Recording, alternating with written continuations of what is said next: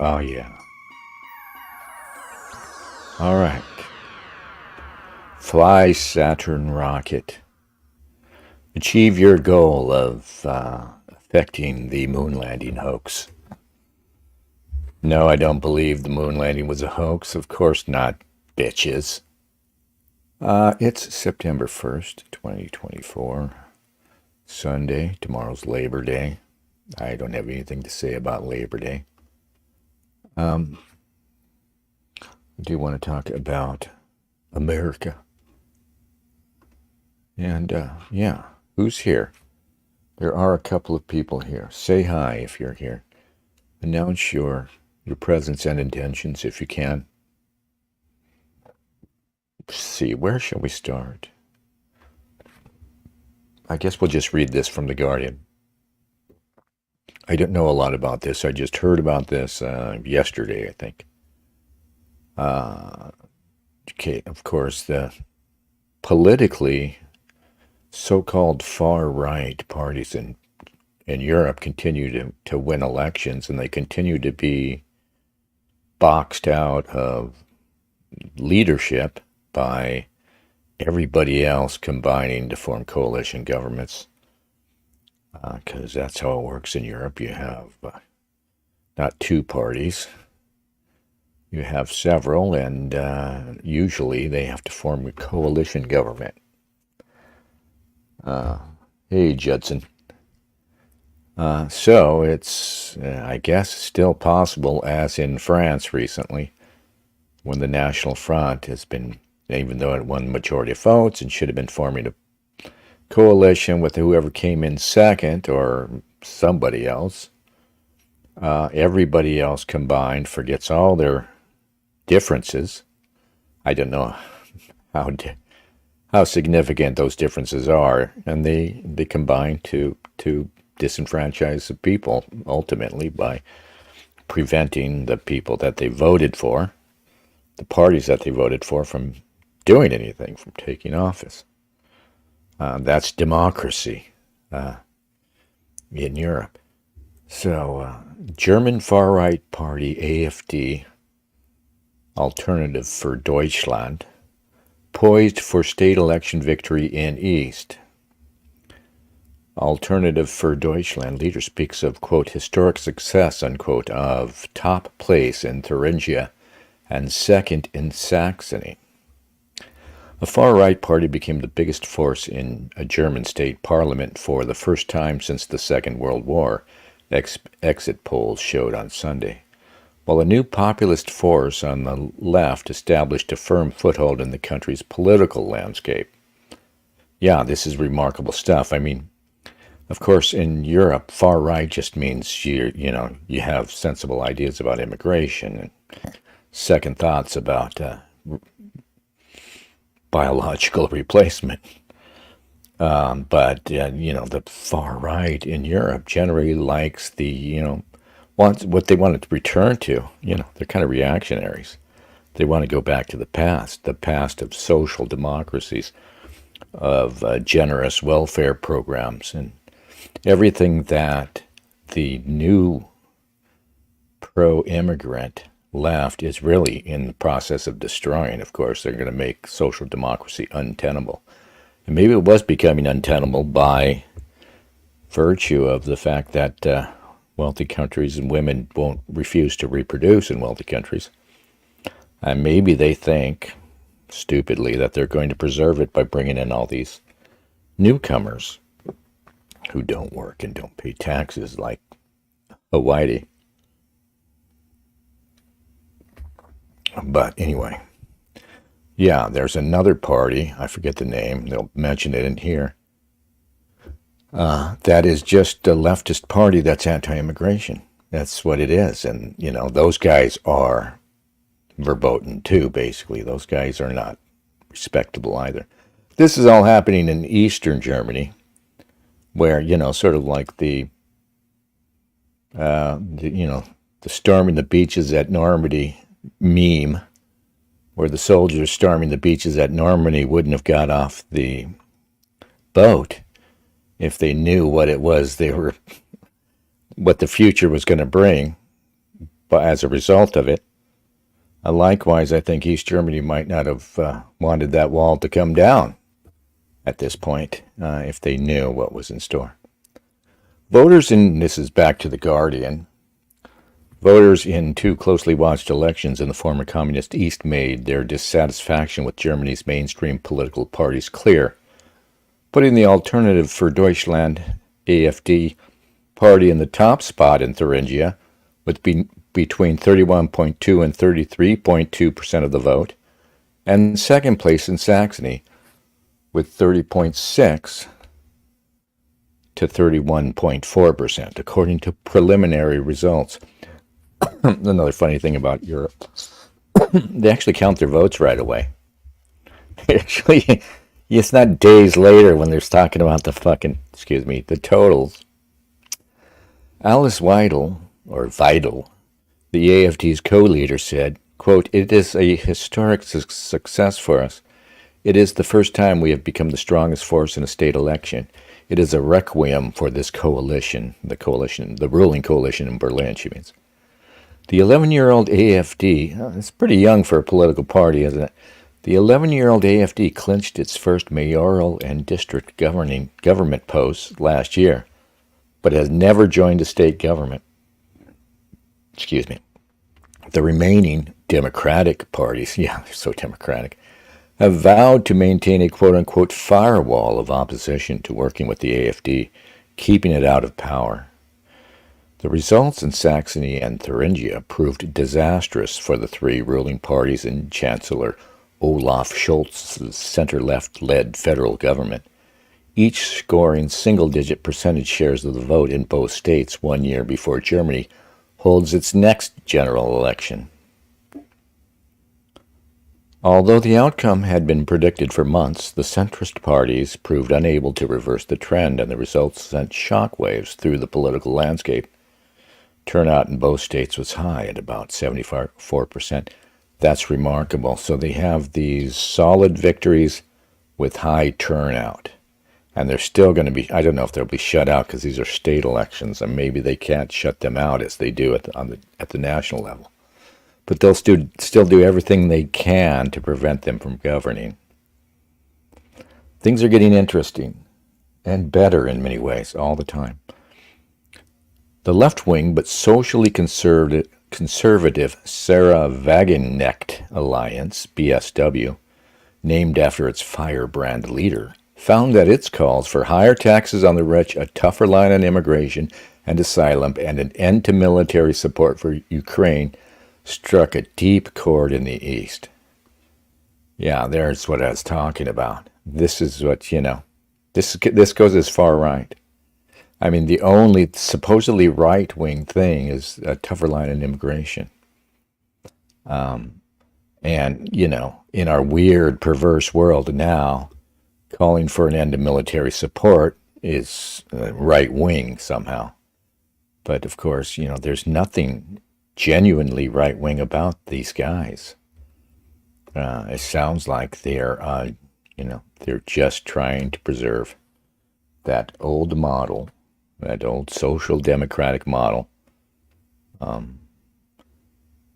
trying to separate it finally from the false left, this new fake left that we have, which is all about racial issues, racial division, all about racial replacement, women, abortion, and war somehow. It's a curious, as yet to be explained sort of host of beliefs making up what constitutes the left now. As no party won an absolute majority, the 8-month-old BSW could prove key in talks on forming a government in both states, as it drew between 11.5% and 12% in Saxony and about 16% in Thuringia, according to the provisional results. And it's getting really interesting because AfD and BSW could form, if they're both taking big chunks now of the vote, soon they will be able to form a coalition government. A sensible coalition government, probably more workable than these ad hoc coalitions that arise just to keep such as the National Front out of power. I mean, they got one thing uniting them. They can't have the far right. We can't tell, oh God, we can't stop the invasion. That's it. Whereas you can just imagine the AFD is not going to be averse to what the CDU wants to do. The AFD. I hope the Europeans don't have this awful Reaganite tradition. Another false. We got false liberalism now. We got false progressivism, and we still have a remnant of this false conservatism that thinks that Ronald Reagan was a conservative movement, that he changed things, and still idealizes this and idolizes this man. When, of course, virtually nothing changed under Reagan. And, the only thing that happened was neoliberal economics got its real start in the Reagan administration under the false cover of conservatism. We got this Randian libertarian economics and no real change on all the social issues, which we spent the Reagan years. I was there. Yeah, I'm that old. And we spent the Reagan years arguing about these conservative things, the social issues, that clearly we lost if you're right wing, that clearly the conservatives lost big time and we're losing. I mean, I was there during the Reagan administration, that nothing changed. The steady march to society is not politics, right? Politics are not society. They might be related, but society marches on, and all of the factors that you see now, we're moving along, the atomization of society, the rise of finance in the economy, the increasing degeneracy, and the increasing centrality of abortion for women as this profound right, apparently what it is now. Back to The Guardian. The conservative opposition Christian Democratic Union Party, which is leading in the national polls, appeared on course to win in Saxony as it did 5 years ago with about 32%, putting wind in the sails of its national leader, Friedrich Merz, who aims to challenge Sergeant Schultz, in the national election. I'm sorry, I keep hearing noises behind me. I'm basically in a boarding house now. I hate it. I got to get back to my own place. And I just always think people are listening at the door. They don't care. They're not listening, but we can't broadcast. It's hard. I miss California for that reason, that I had the house to myself. In Thuringia, it came in second behind the AFD. That's the so-called CDU. And may be able to hammer out an ideologically awkward ruling alliance with smaller parties, including Wagenknechts.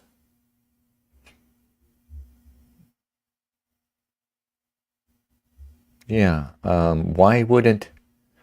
don't understand. Why wouldn't the CDU go to the AFD and get together? They agree on the most important thing, the immigration and asylum issue. Why would they fucking bother with the smaller shithead parties, the awkward alliance with the smaller parties? I don't understand. Maybe this is the Guardian's bias. Merz has said the CDU will never work with the extremists, but has moved his party steadily rightward, particularly in its rhetoric on immigration, since Angela Merkel left power in 2021. Yeah, So what is so extreme about the AFD for the CDU? Or is the CDU phony? Are they a bunch of phony leftists who are just getting on this bandwagon and don't really intend to do anything about immigration? Many Eastern voters say they are increasingly disillusioned with mainstream politics more than 3 decades after national reunification, with the lingering impact of structural decline, depopulation, and lagging economic performance compounding a sense that they are still second-class citizens. Yeah, and while the West is, spending all their money to house the replacement populations, right?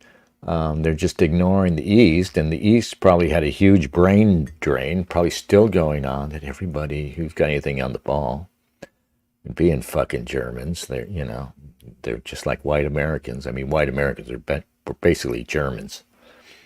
They're just kind of shitty that way, that they don't even think about staying home and building things at home. They head for where the money is. Berlin, I hear it's a great place to live. Even now. Yeah, so all their talent went to West. And now that deindustrialization is going on, can you imagine? The East never really got to industrialize since the wall came down, and they're going to get passed right over on behalf of Algerians and Afghans and shit.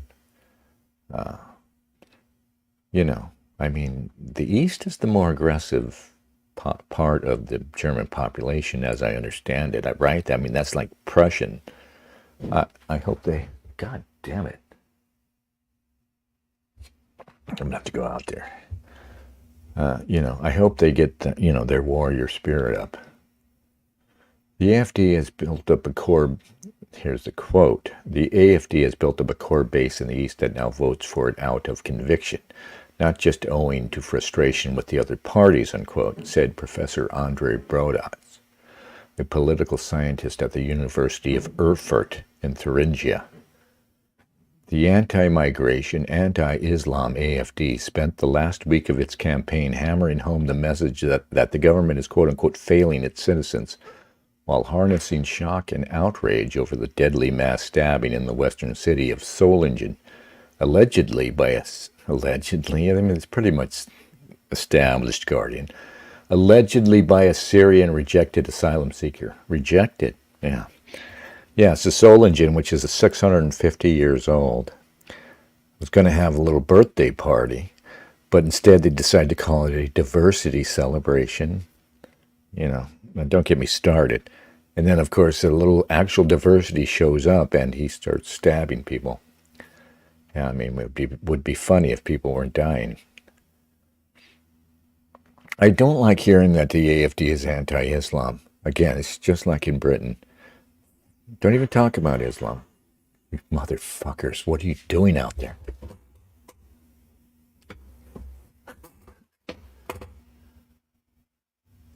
Son of a bitch. Anyway, you just talk about non-Western immigration. People know what you mean. It's the Browns. It's the brown men, primarily, that are the problem. Frankly, I don't give a shit about this idea of Islam and global caliphate and, it's a repressive, I mean, it always ends too, and this anti-Islam shit always ends up in talking about gays being thrown off roofs and women in burqas, which, I don't know, something's wrong with me. I don't get worked up about those things for some reason. I don't want to throw gays off rooftops, I guess. But as I understand it, when you see those, viral videos of Iranians, for instance, throwing the gays off the rooftops, supposedly they're child molesters. I mean, I've heard that charge. I don't know. I think, that the gays off of rooftops, viral footage that you see out there, it's probably it's like the Johnny Carson joke about the fruitcake at Christmas. The running joke used to be that at Christmas time, you always got this awful dry fruitcake somebody gave you. And Johnny Carson joked that there's just one fruitcake out there. It just keeps getting passed around. I think that might be the case with the footage of gays being thrown from rooftops. There's not a lot of actual footage of it. We just keep passing it around, and people view it over and over again and get the impression that that it's just continually, day in, day out, they're throwing the gays off the rooftops in Iran. But no, I mean, honestly, seriously, all this nonsense about Islam, this Islam, that, it misses the point. It misses the point. Islam is not a problem if we don't have them here.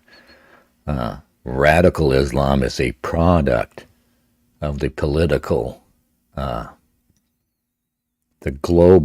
political setting, and it's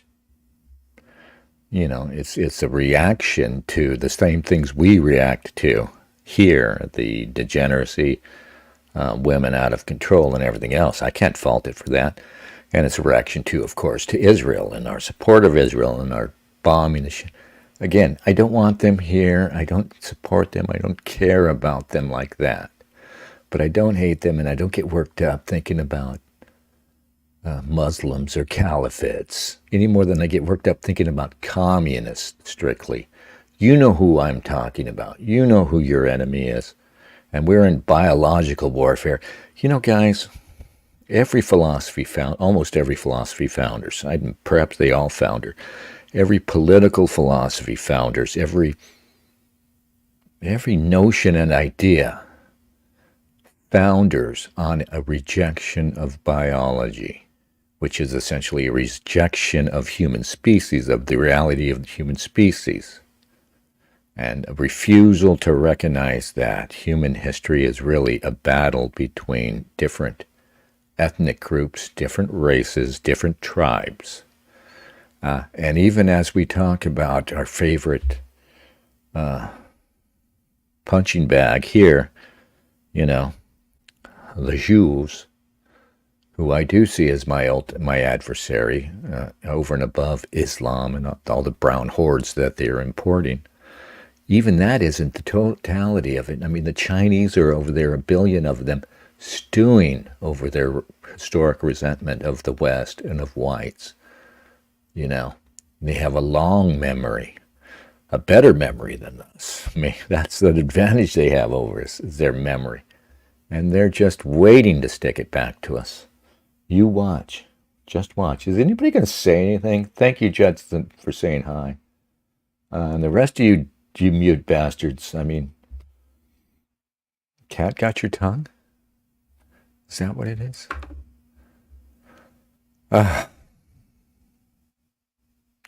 Okay, the party, AFT I suppose is what they're talking about, whose Saxony and Thuringia chapters have been classed as right-wing extremists by security authorities. Is there an emptier sentence than that? Classed as right-wing extremists by security authorities. Classed as a nonsensical concept by anonymous, phonies, security authorities. Could still come in first in Brandenburg, the rural state surrounding Berlin, which will vote on 22 September. Polls suggest that would be awesome. That's in the West now, right on Berlin's doorstep. Here we come, walking down the street in German. Yeah. We get the funniest looks from. Its co-leader in Thuringia, Bjorn Hawk, has repeatedly used banned Nazi slogans at his rallies and called for an about-face in Germany's culture of Holocaust remembrance and atonement. And that's another thing, too. It shouldn't be this anti-Islam focus. It should be anti-immigration, anti-asylum seeker, pro-deportation, all of that.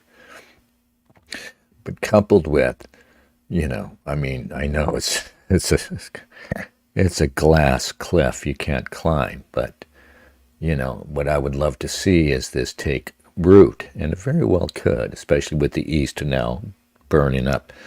They need to come push back on Holocaust fucking, this prison that they've been in since World War II. that they are in perpetual atonement for the Holocaust, sending money to Israel, supporting whatever the fuck they do, supporting whatever the fuck that America does, and just taking it. Come on, Germans. Come on. Mein Frere. Come on. Get it together, man. There needs to be an anti-Holocaust movement. And it shouldn't be Holocaust so-called denialism. It should be my position, which is Holocaust, we don't give a fuckism. Greatest crime in the world or not. Every people that exist deserve to continue to exist, and you cannot. I mean, this idea that we're going to keep Germany in a prison to prevent the next Holocaust, go to hell. Go to fucking hell. You're going to ensure another Holocaust, right? Keep it up, my Jewish friends, and you're ensuring the next Holocaust. Bjorn Hawk's aim was to achieve a blocking minority of 1/3 of the votes in Thuringia, where the Nazis first won power in a German state government in 1930 before consolidating control in Berlin 3 years later.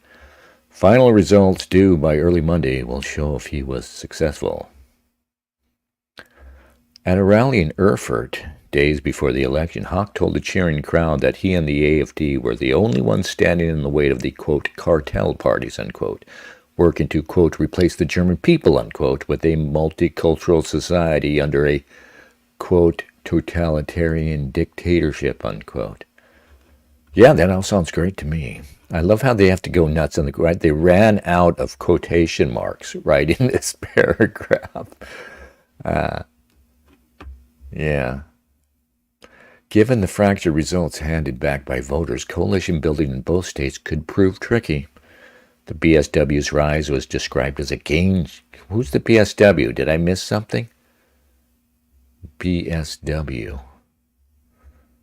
All right, anyway. The BSW's rise was described as a quote-unquote game changer by Brodot, underlining the rejection of the established political parties while offering frustrated Easterners an alternative to the AfD, which many see as too radical. Maybe AfD should just rebrand, just hire a good PR firm and rebrand. Can you find a good PR firm that doesn't have too many Jews in it? Because I don't know if they'd actually... Wagenknecht, already gearing up for the 2025 federal elections, has suggested that she would drive up the price for joining any coalition demanding quote-unquote diplomacy toward Russia, while railing against a recent decision to allow the U.S. to deploy long-range missiles in Germany from 2026. Now, through the 80s, I was talking about the 80s early, and maybe up through the 90s, before that before the wall came down. For the effects of the wall coming down.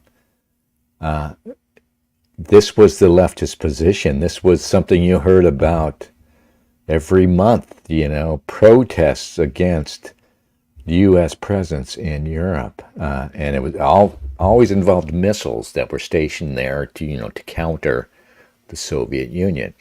Now it's there to counter Russia. And you have to wonder, like I said, you got to dump Reagan.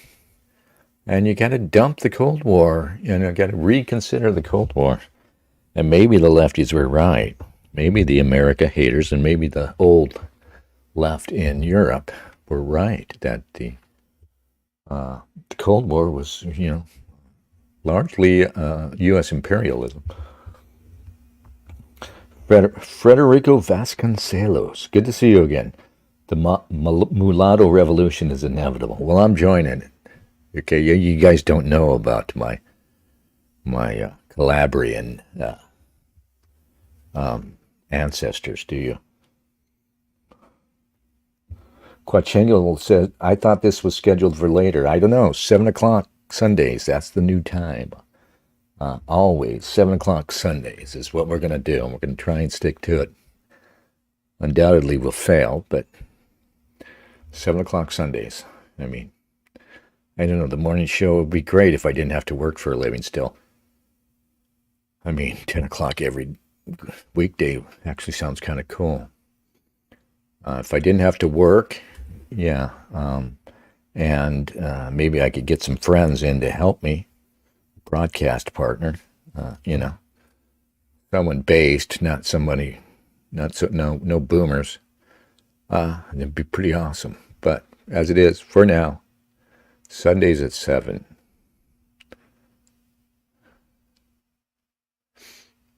Schultz's coalition of the center-left Social Democrats, the Ecologist Greens, and Liberal Free Democrats was already on the back foot, and each of the parties had reason to dread Sunday's election night results.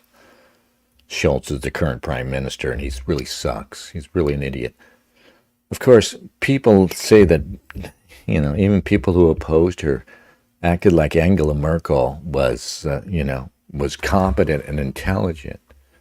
And I don't know what to think. He was a physicist, apparently. But, you couldn't have a worse fucking administration than what that woman did. Remember, she's the one who opened the doors to bullshit asylum seekers. You got to wonder what goes on in positions of higher power. You have to. It boggles the mind to see how many people. It just has to happen. Apparently, that they get to that position, they get to a certain level, and they have to sell out.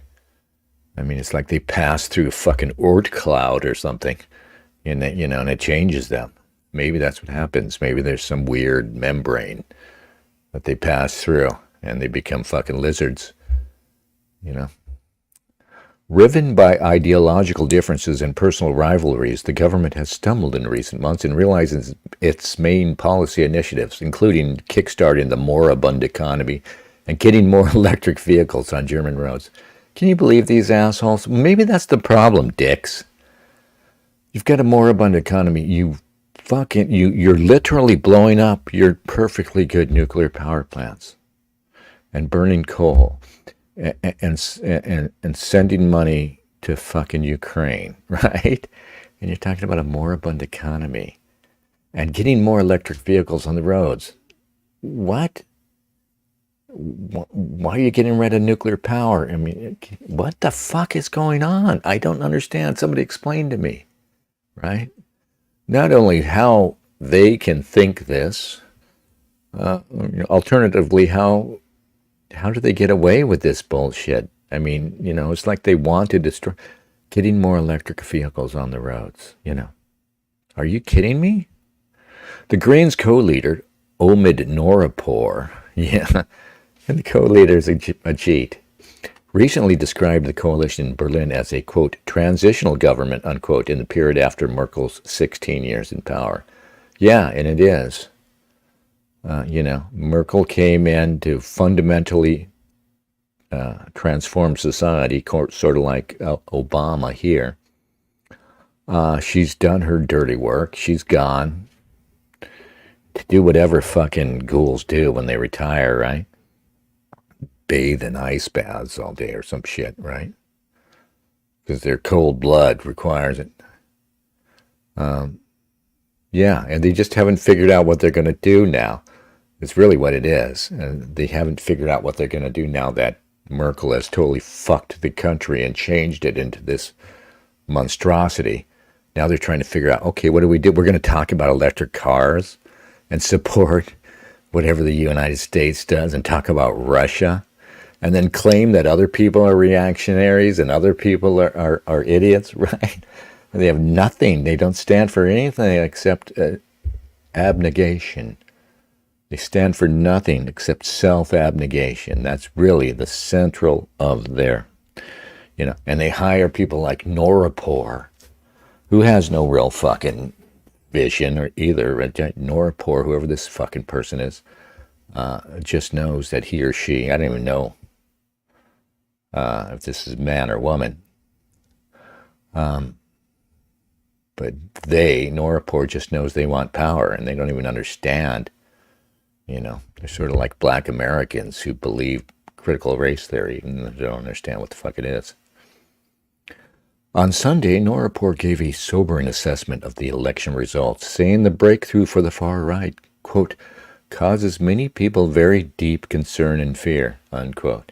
Yeah, it sounds a lot like, hi, Tom. Sounds a lot like Donald Trump here. They don't want the EVs, says Quachangelo. Yeah, I mean, people don't want to buy the EVs. Okay. And, and in Europe, they've got all these diesels that get high mileage and they don't have quite as much traffic as. They don't have a huge problem with the cars. And, I guess France still gets like a third of its total energy from nuclear. I mean, they were doing pretty good if they believe in this global warming horse shit. They were doing pretty good until they started blowing up nuclear power plants because Futenma, sorry, that's another place. Fukushima. Yeah. Bearson. Hey, how do you pronounce your name anyway, Bear? Hi, Bear. Hi there, Bear. Oh, wait, I wanted to be sharing this other present screen.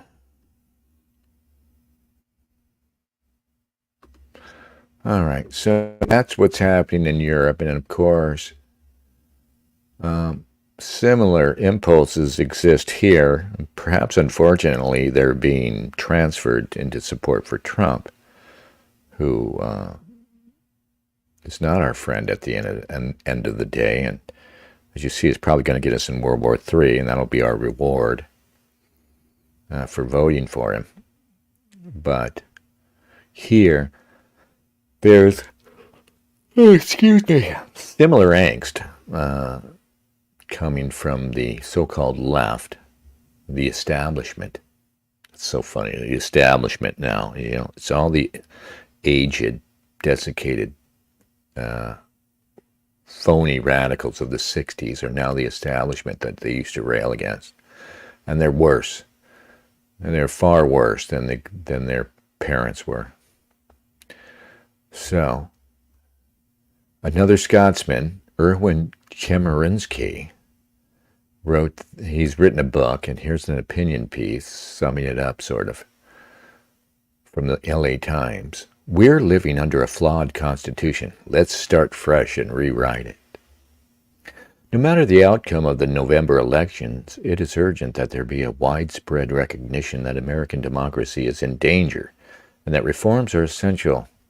No form of government lasts forever, and it would be foolhardy to believe that the United States cannot fall prey to the forces that have ended democracies in many other countries. Golly, you think? He's going to act like we're still a democracy, And in fact, we already aren't, Although the causes are complex, many of today's problems can be tracked back to choices made in drafting the Constitution, choices that are increasingly haunting to us. After 200 years, it is time to begin thinking of drafting a new Constitution to create a more effective, more democratic government. Signs abound that American democracy is in serious trouble. Confidence in the institutions of American government is at an all-time low. The Pew Research Center has been tracking public trust in government since 1958. It has gone from a high watermark of 77% in 1964 to our contemporary 20%. Wow. A poll in September 2023 indicated that only 4% of U.S. adults said the American political system worked, quote, extremely well or very well, unquote. A recent Gallup poll had only 16% of Americans expressing approval for how Congress is performing its job. Yeah, well, yeah. You could blame that on the Constitution, or you could blame it on the fact that we don't really live under the written Constitution. We live under what Christopher Caldwell called the Second Constitution, the post-civil rights, implied Constitution of the deep state that does not allow, for one thing, for freedom of association, and you see now increasingly it doesn't allow for freedom of speech. Right? That's all written in the Constitution, and we would be much happier if we still had these things. But this guy's idea is, not really that the people are right, or that the people's confidence should be sought. Just that, we need to thwart this. He wants to thwart this reaction to this phony constitution by just tearing up. Hold on, and maybe he's just being more honest. That what he's really thinking is, it's time to just pull the mask away and go ahead and rip up the Constitution that we have degraded so much already that it's increasingly meaningless. And because of that, it's almost time to write it. I've always had this idea for a long time, been talking about that they're looking to have a second constitutional convention. They've been working toward that for a long time, and it's going to be a nightmare. Can you imagine if they convened one now, right? They wouldn't have like leaders from states. It would be stakeholders, right? And it would include, people from quote-unquote civil society, and it would have all these diversity requirements. It would have to be all these brown people and immigrant people and newcomers, people who don't even have any sort of Anglo tradition to call on, right? And of course what they would write into it is all this bullshit fake tolerance about diversity and whatnot. And of course they would just do away with, finally, officially, freedom of assembly, freedom of speech, and of course, the Second Amendment, the right to bear arms.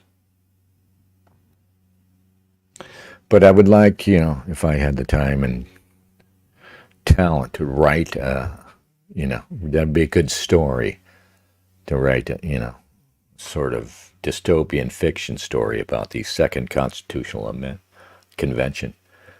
But the one thing that gives me hope is that they couldn't do it, right? If they attempted a second constitutional convention, the thing would just devolve into, it would just be a riot. Of course, what they'll have eventually, and I actually believe this, eventually they're going to have a fake constitutional convention where it's basically like your Democratic National Convention. It's all scripted, and everything you see on your screen, and you'll be watching it on the screen, will be bullshit, right? It'll be a bunch of diverse faces, people who don't have any real power coming up and giving speeches that have zero substance, while in the back room, bankers and the wealthy and a few well-connected politicians will be carving up what's left of the U.S. Republic. Chermaninsky goes on, at the same time, the country is more deeply polarized than it has been since Reconstruction. There are many measures of this. Over the course of the Trump presidency, an average of 87% of Republicans approved of Trump's handling of the job, compared with just 6% of Democrats. That, by far, is the largest gap in history. In August 2022, about 18 months into the Biden presidency, his approval rating among Democrats was 78% and among Republicans just 12%, a gap of 66%, which is less than during the Trump years, but still stunning and reflects a deeply cleaved country.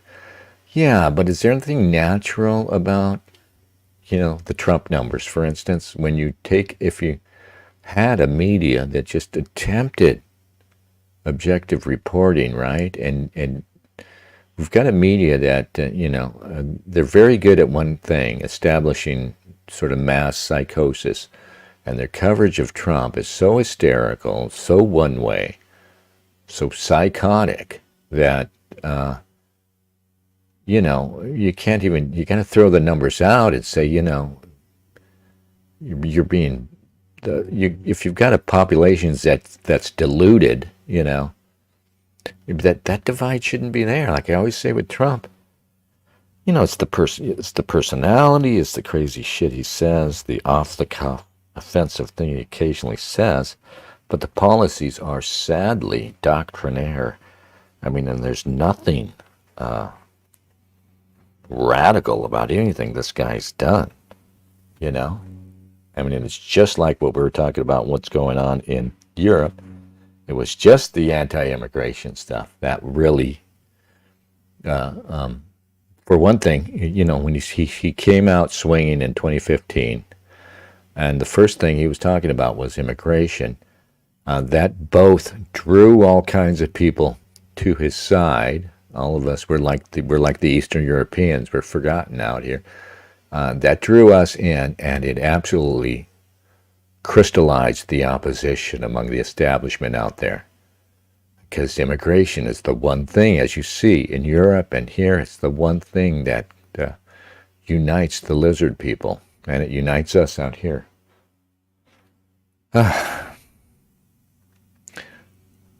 And as for the Biden presidency, yeah, I mean, I'm biased, so of course I would say this, but as far as the Biden presidency, I mean, it just looks like a fucking train wreck, right? I mean, in every aspect, the border, the inflation, the job creation, which is not all that great, and it's all led by this doddering fool, you know? Come on. And this lingering sense that they probably stole that election.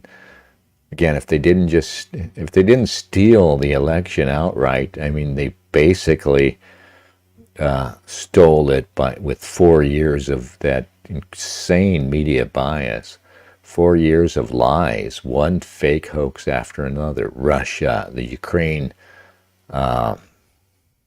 impeachment, you know, the bullshit of supposed rape charges from that crazy woman, just one thing after another. You know, come the fuck on. That was the stealing of the election. Even if you were so naive as to think that, okay, we got to November of 2020 and all these people, you know, the Democrats, you know, in charge of all these various, the old party of city machine politics of stealing elections, right? Who are better at it than the Republicans. The Republicans might not be any more honest, but they've never had the infrastructure for stealing elections that Democrats had. So even if you're naive enough to think, yeah, so they went in there with all their Trump derangement and their paranoia about Trump winning re-election, that they went in there and they didn't cheat at all. Okay, yeah, I know, yeah, they didn't cheat a bit. Even if that is true, they cheated over 4 years. I mean, you know, it's kind of a distraction to be sitting there looking at voting machines and stuffed ballots and mules and all this other horse shit. You witnessed it for 4 years. Hell, the whole BLM riots were put in place to I mean, largely to undermine Trump's re-election campaign. Holy fuck, people. I just get so tired of how stupid everything is out there. I get so fucking tired of it. How fucking stupid it is. And on top of all that, you got people like many of our old friends who would say, you know, the election was not stolen. I know that's for certain. Well, you know, anybody who knows it for certain, it's crazier to know for certain that it wasn't stolen than it is to know for certain that it was. Okay? And I don't know that it wasn't. The actual election, the votes, I don't know how much vote rigging was going on. You know, I'm not certain about anything regarding that. What I'm certain about is what I witnessed over 4 years, which was basically you being disenfranchised if you happen to vote for Trump by the establishment, the deep state, the media, you know, just everybody deciding once Trump was election, we're going to dig our heels in and refuse to fucking to play fair. We're just going to refuse. We're not going to play loyal opposition. We're going to play, you know, we're going to play dirty. You know, you saw it. Oh. Yeah, Phil the Kill says he assumes we even want a democracy. Yeah, democracy. He doesn't care about democracy. I don't care about democracy. You shouldn't care about democracy. So this is all a bullshit thing. What he's really saying is, you know, it's time to put it in writing. He does want a constitution. Yeah, it's not democratic, but, you know, like I was talking about, if we get a second constitutional convention, Chemerinsky's Constitution is going to put in writing what Christopher Caldwell calls the second post-civil rights Constitution. He's going to put in writing that there are classes of citizens based on race, and he's going to put in writing that, women and non-white people are better than you. He's going to put all that shit in writing as if these were foundational principles. It will be a constitution dividing us. He goes on, especially individuals in their 20s and 30s are losing faith in democracy. A Brookings Institution study found that 29% of, quote, young Americans say that democracy is not always preferable to other political forms, unquote. Well, of course not. It's funny how he says this like this is, self-evidently nuts, right? Why is that such a radical thing to say? And again, I said earlier that every philosophy founders on a denial of biology, which is a denial of race. And nobody even thinks for a moment what is so fucking obvious, that it should be a truism, that, democracy might not be suited to everybody, like in Africa. They're not going to have a constitutional democracy like we kind of had here before we fucked it all up, But, it's just not even for them. I've gotten into online arguments with people defending blacks, and by saying, if black people lived in a black country, if white people were not in the equation for them, they wouldn't be running around the streets like they do in America now, killing each other and other people. You wouldn't have all this, you know what I mean? Because left to their own devices, they would develop their own societies that would be much less democratic and much harsher and sterner, and they would rule themselves with the firm hand that they need. You know what I mean? And that's what you got. The curious thing about American blacks is what we're seeing now, this late stage of the second constitutional era, is that blacks are free to be, themselves, finally. They don't have to pretend to be white. They don't worry about what white people think. They don't have to copy white people at all. And they're absolutely obsessed with authenticity, being authentically black, because they're still a minority and they're whites and other races all around them that they feel they have to define themselves against. So in that sense, you think, okay, yeah, now this is blacks just revealing themselves. But on the other hand, and this is my defense of them, in my racist way, it's still a perverse situation. It's still, it's not like them making their own society for themselves, and it ending up, like I said, it wouldn't be, you go to Kenya, you go to Ghana, you go to these authentically black nations. South Africa's weird. It's different. Liberia's weird. It's different because of the white influence. But you go to these genuinely African nations, they're not running around killing each other on the streets because they'll get swift justice. And their countries are going to be way more corrupt, and they're going to have problems with technology and all this white stuff that comes their way, despite however they order their societies. But nonetheless, it's going to be nothing like, the mayhem that is Black America. Bear says, make white totalitarianism great again. Make any totalitarianism great again. Yeah, the fact is, we all hate authoritarianism when it comes down on us. But if it's on our side, we're fine with it. The framers of the Constitution, out of distrust for democracy, created the Electoral College so that elites would choose the president. Strong arguments for this, Irwin. It's funny. And he's kind of arguing against democracy here. But anyway, you guys are all clued in. But yeah, of course you distrust democracy. Like pure democracy would be insane. However, never in the 20th century did the loser of the popular vote become president because of the Electoral College. But population shifts and partisan realignment have made this a regular occurrence in this century. It happened in 2000 and 2016, and it almost happened in 2004 and 2020.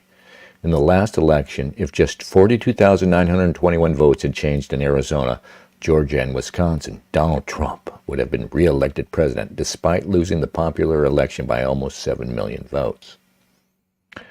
Yeah, I understand the argument against the Electoral College.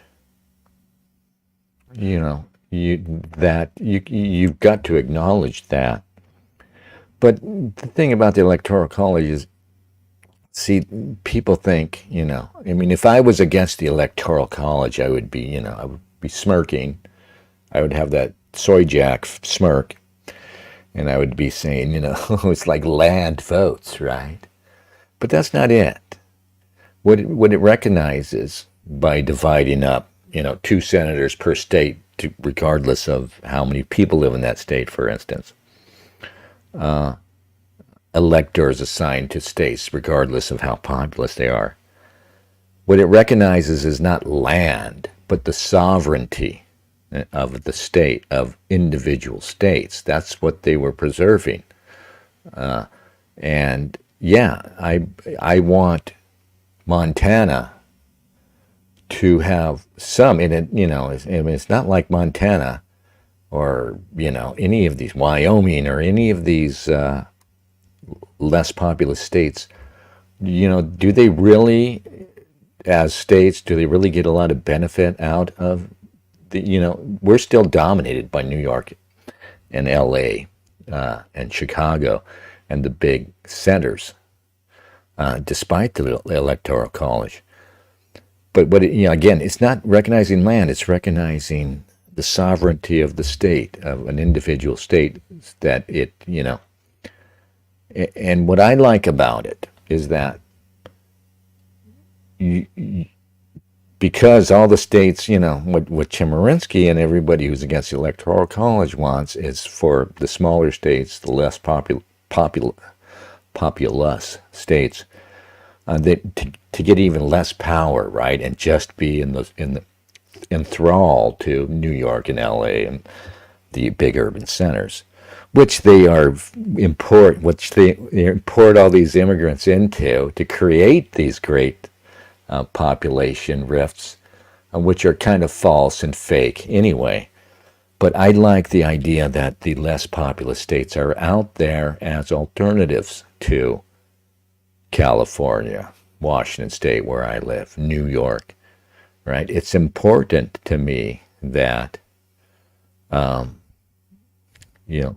Nevada, or I never moved to Nevada, but, North Dakota, all these states where hardly anybody lives, that they're out there nonetheless, and they can be meaningful alternatives if you want to escape, say, California or Washington State or any of these other places.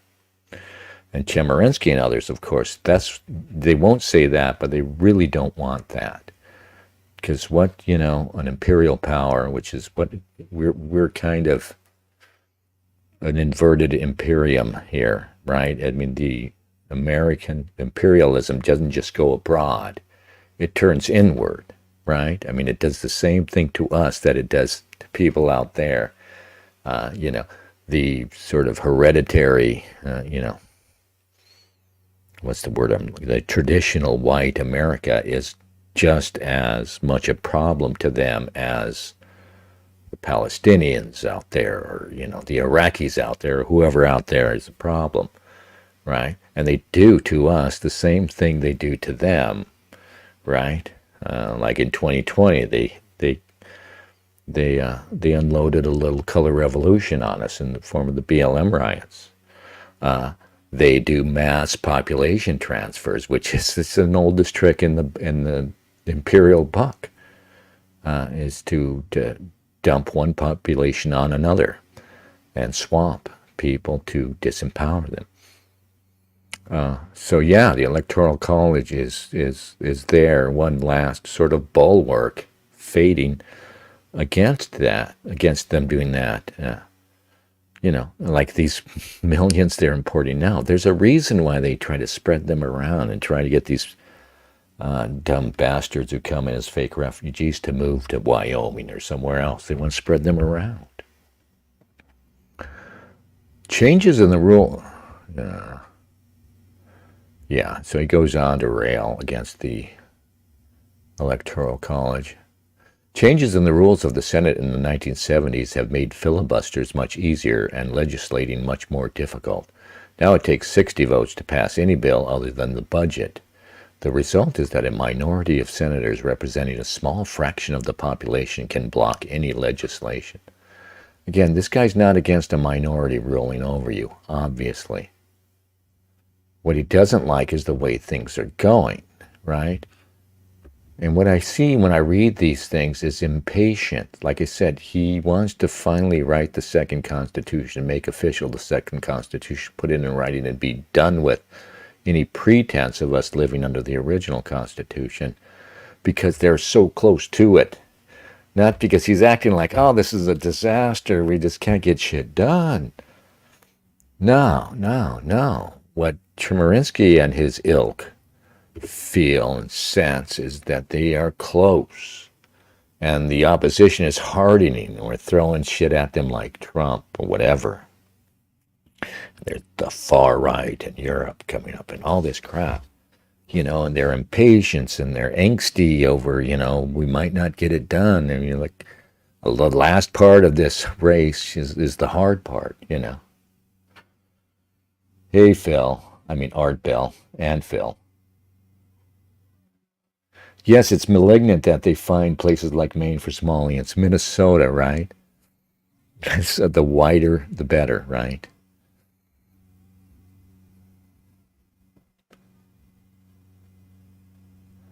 Yeah, he goes on about gerrymandering and other things, but we know that Mr. Chemerinsky doesn't care about the Constitution. And frankly, I'm getting tired of reading his inelegant style. He probably writes shitty books. I think I actually read a book by that. Back when I used to just randomly read, I didn't even have, direction. I used to go to the library, pre-internet days, and just look for, titles that grabbed my eye. I read so much crap, and occasionally, fortuitously read something good. But I don't think it was a bad education to just go randomly pick stuff up. Now you probably wouldn't find shit at your local library, but yeah, back in the day. Art Bell says Dennis had a band, Dale and Oates. Yeah.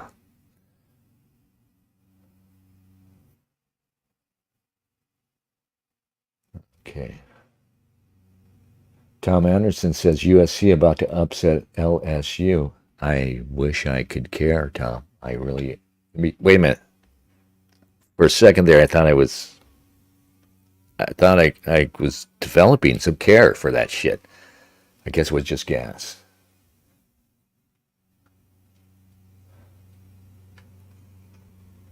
Tom Anderson says there are way, way, way more non-whites in America than people realize. Yeah, you have no idea. I mean, I'm in a place where they consider white. That's not white. It's way diverse, and and it's just this sickening. You see them with their babies, and they're just everywhere setting up, and there's people now that look like they just got off the damned boat. Yeah, so it's really scary what's happening. There are no white topias left, and they probably undercount them, deliberately undercount the diversity numbers to keep you asleep, to keep you from waking up and voting AFD. And as you see, Trump isn't going to help you, right? He wants more immigration, a big door on his wall that'll never get built in the first place. So you don't really need to talk about the door, Don. Are we going to read this? This is from an excellent book, Age of Entitlement, by Christopher Caldwell. I remember it came out about the same time that Douglas Murray's Strange Death of Europe came out. And you can see that, I used to get those two books mixed up. I think I read them both. But you can see over time has shown that Christopher Caldwell far superior to Douglas Murray.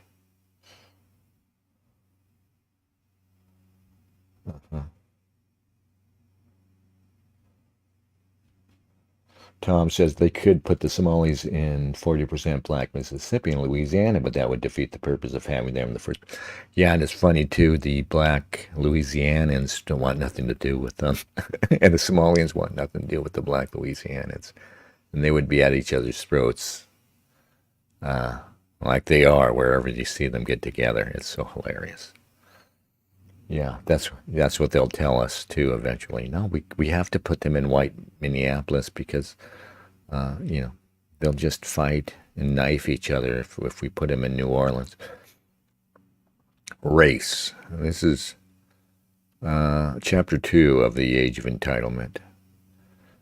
The very first days of the 1960s saw the publication of a scholarly landmark. In January 1960, Harvard University's Belknap Press brought out a new edition of the Narrative of the Life of Frederick Douglass, 1845, edited by the historian Benjamin Quarles, a professor at Morgan State University in Maryland. Today, with the figure of Douglass towering over American culture. Is that true? I don't think most people still don't know who Frederick Douglass is, but in high school curricula and museum exhibits, on postage stamps and television specials, we might assume that what made the publication important was Quarles's new interpretation of a classic American autobiography. We would be wrong. Far from being thought a classic in 1960, Douglass's earliest memoir, covering his years as a slave, had been out of print for more than a century, and almost unmentioned in print since the Civil War. Douglass's career as an abolitionist orator, newspaper publisher, and diplomat was important to historians of the 19th century, but his struggles as a slave were not of obvious relevance to mid-20th century Americans.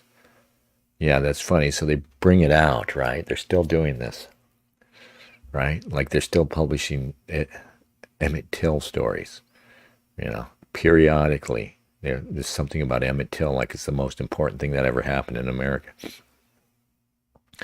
Today, slavery is at the center of Americans' official history, with race the central concept in the country's official self-understanding. Never before the 60s was this the case. For almost all of American history, racial conflict was understood as a set of episodes, some shameful, some glorious, set against a larger story about building a constitutional republic.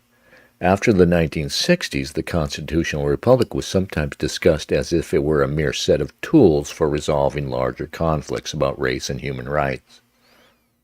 The Civil Rights Act. If the 1960s were a revolutionary time, the core of the revolution was race.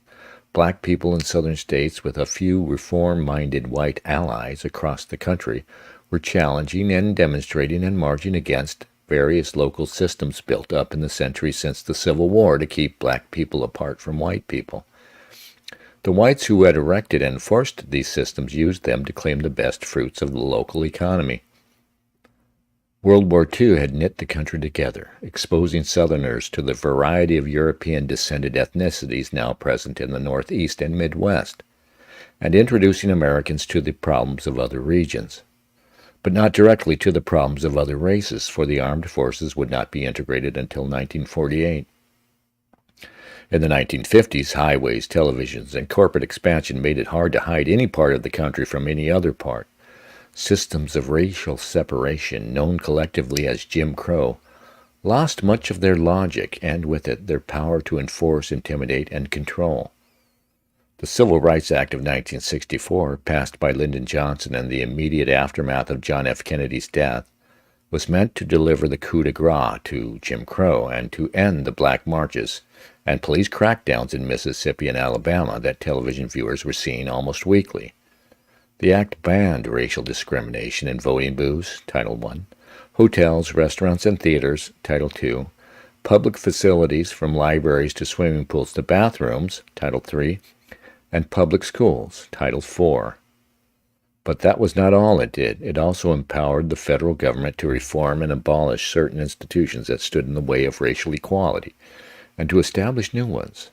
By expanding the Federal Civil Rights Commission, Title V, by subjecting to bureaucratic scrutiny any company or institution that received government money, Title VI, by laying out hiring practices for all companies with more than 15 employees, by creating a new presidential agency, the Equal Employment Opportunity Commission, with the power to file lawsuits, conduct investigations, and order redress.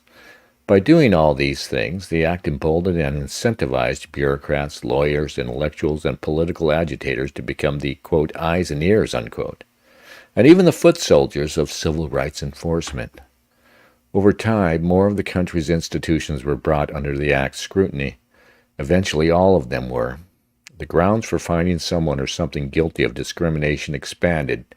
New civil rights acts, notably the Voting Rights Act of 1965 and the Fair Housing Act of 1968, brought new rights for black citizens and new bureaucracies to enforce them. Civil rights transformed the country not just constitutionally, but also culturally and demographically. In ways few people anticipated, it proved to be the mightiest instrument of domestic enforcement the country had ever seen.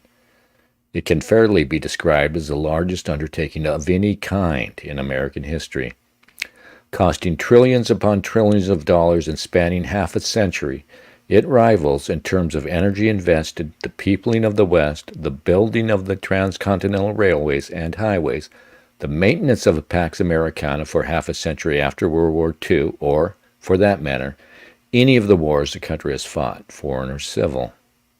On top of those conflicts, the United States has had two massive domestic policy programs that mobilized public resources and sentiments so thoroughly that they were presented to the public as what the philosopher and psychologist William James called a, quote, moral equivalent of war, unquote. The war on poverty in the 1960s and the war on drugs in the 1980s and 90s. Both were mere battlefronts in a larger struggle over race relations. The reinterpretation of America's entire history and purpose in light of its race problem is the main ideological legacy of the last 50 years. The scholar Derek Bell described the quarter century after the Supreme Court's school desegregation decision, Brown versus Board of Education of Topeka, 1954, as, quote, the greatest racial consciousness raising the country has ever known, unquote. This consciousness raising has only intensified since. Race is the part of the human experience in which American school children are most painstakingly instructed. Their studies of literature, of war, of civics are all subordinated to it. Race was investigated with a religious significance. It became an ethical absolute. One could even say that the civil rights movement, inside and outside the government, became a doctrinal institution, analogous to established churches in pre-democratic Europe. And yet there was something new, something mid-20th century about the way the U.S. government sought to mold the whole of society, down to the most intimate private acts, around the ideology of anti-racism. You could see this ideology emerging in the way Quarles reimagined the young Frederick Douglass. Quoting from Quarles, naturally the narrative does not bother to take up the difficulties inherent in abolishing slavery. These Douglass would have dismissed with a wave of the hand. Similarly, the narrative recognizes no claim other than that of the slave. To Douglass, the problems of social adjustment, if the slaves were freed, were nothing. The property rights of the masters were nothing. States' rights were nothing. He simply refused to discuss these matters. As he viewed it, his function was to shake people out of their lethargy and goad them into action, not to discover reasons for sitting on the fence. It is true that, in the years before the Civil War, not only the young Douglass, but also the New England abolitionists, in whose orbit he moved sometimes, spoke in such an absolutist way. But when Quarles wrote in 1960, such a stance was still out of favor. As most historians till then had understood it, the absolutism of Douglass and others had hurried the country into a bloody civil war and unnecessarily complicated the Reconstruction that followed. In fact, The constitutional and social obstacles to abolishing slavery had been formidable, making attempts to, quote, shake people out of their lethargy and goad them into action, unquote, correspondingly dangerous. When Rutherford B. Hayes, on taking the presidency in 1877, ended the military occupation of the South and, with it, efforts to reform race relations there, it was not because he was a coward or a reactionary. Barely a decade after the Civil War that had cost 600,000 lives, the entire country, even the North, had turned against Reconstruction. The costs of solving the American race problem had risen beyond what voters were willing to pay. So when the historian C. Van Woodward described the 20th century civil rights movement as a, quote, second Reconstruction, unquote, he meant it partly as a warning that later historians and polemicists have been deaf to. Like the young Douglas, they, quote, dismissed with a wave of the hand the notion that there might be costs to keeping intolerance at bay. Until the election of 2016, the second Reconstruction appeared to have fared better than the first. A half-century on, its institutions were still standing. What was innovative about the reformers of the 1960s was neither their morality nor their perspicacity. Few Americans could contemplate segregation without feelings of hypocrisy, scandal, and shame. It had always been understood, surely even by many of its Southern defenders, that government-sponsored racial inequality was a contradiction of Americans' constitutional principles and an affront to its Christian ones. Those who stood up to segregation in the middle of the 20th century did not have any special insight into this. Excuse me, I seem to have gotten... Okay.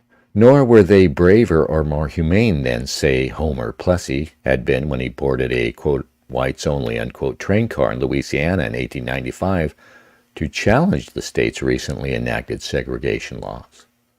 What made the modern framers of civil rights different from the 19th century ones was their conception of power and their genius for wielding it. They succeeded where their forebears had failed because they were confident in resorting to coercion, indifferent to imposing financial burdens on future generations, and willing to put existing constitutional freedoms at risk in order to secure new ones. I had a book here that I was going to bring up.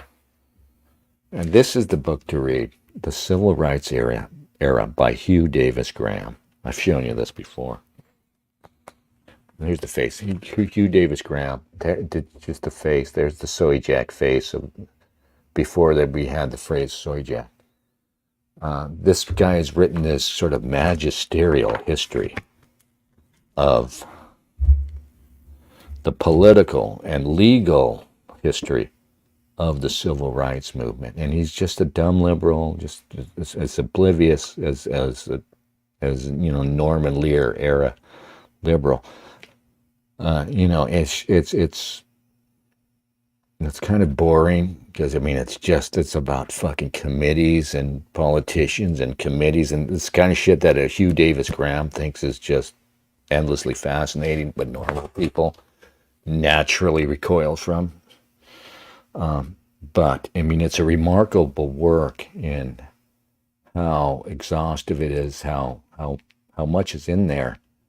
But what's funny about it is just throughout the whole thing, with the benefit of hindsight, if you're reading it now, you can just see as represented by liberal Graham's attitudes and what our man is talking about here, what Caldwell is talking about here, this utter indifference to the damage they were doing because they were just so certain in a dumb way.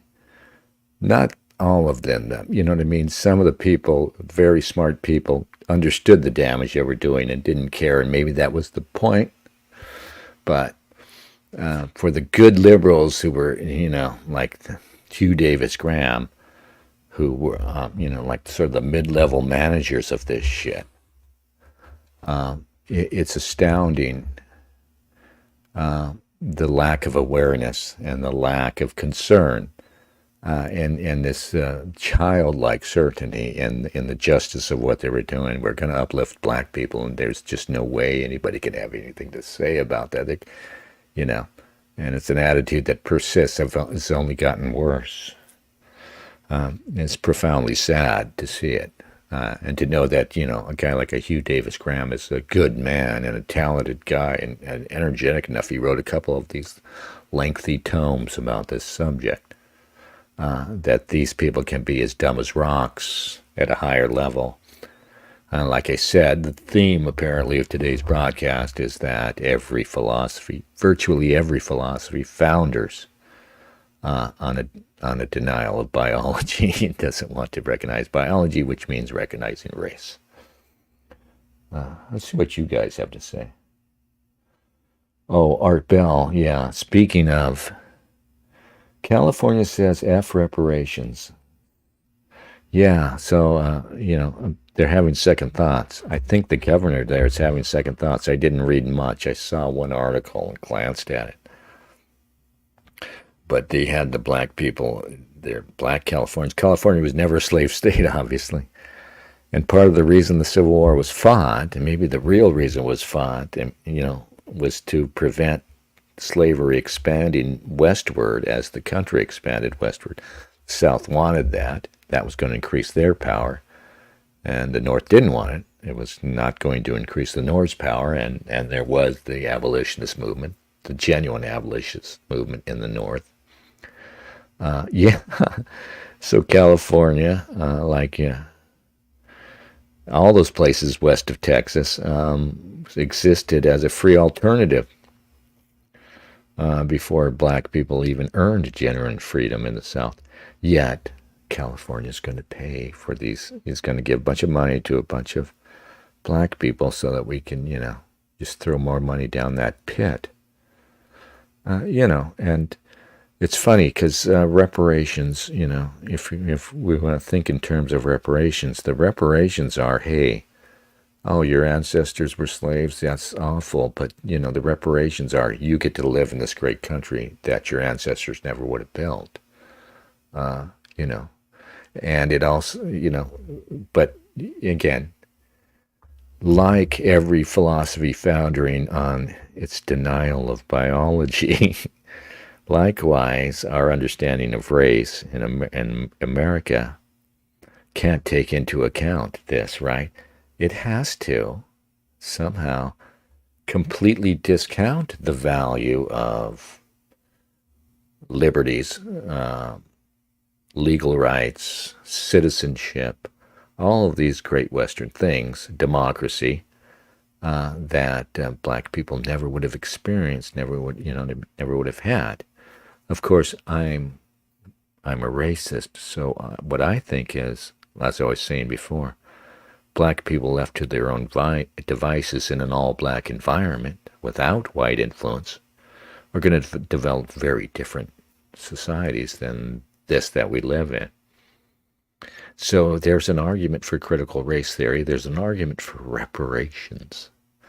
But it's the most racist argument you could make. And the argument is that black people are not suited to live in the advanced, free, advanced, citizenship-oriented societies that we've created for them.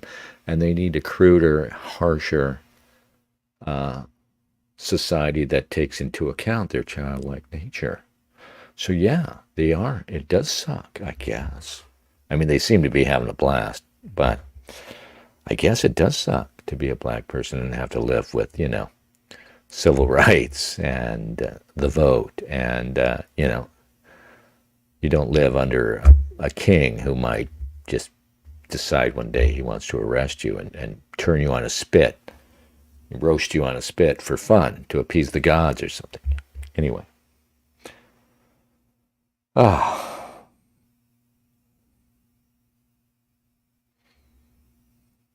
Tom Anderson says abolitionism was largely a Christian movement. Yeah. Christians going to have to stop bragging about that eventually. We're all waking up, I mean, I think the Jews are realizing it now. Yeah, maybe we shouldn't tout this stuff so much now. Yeah. Christians will never catch on. They're always last to the party.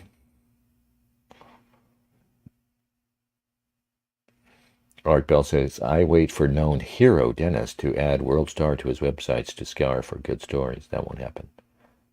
Stories. Are there any good stories on World Star? I don't want to go to World Star and just watch people beating up on each other, you know. I mean, I deliberately, when I go to Twitter, I curate, I deliberately say not interested. I don't block people, but I mute people or, sports ball cuckery and stuff. And YouTube, it's funny on YouTube. I mean, so I watched The Sopranos back in the day. It's a great series.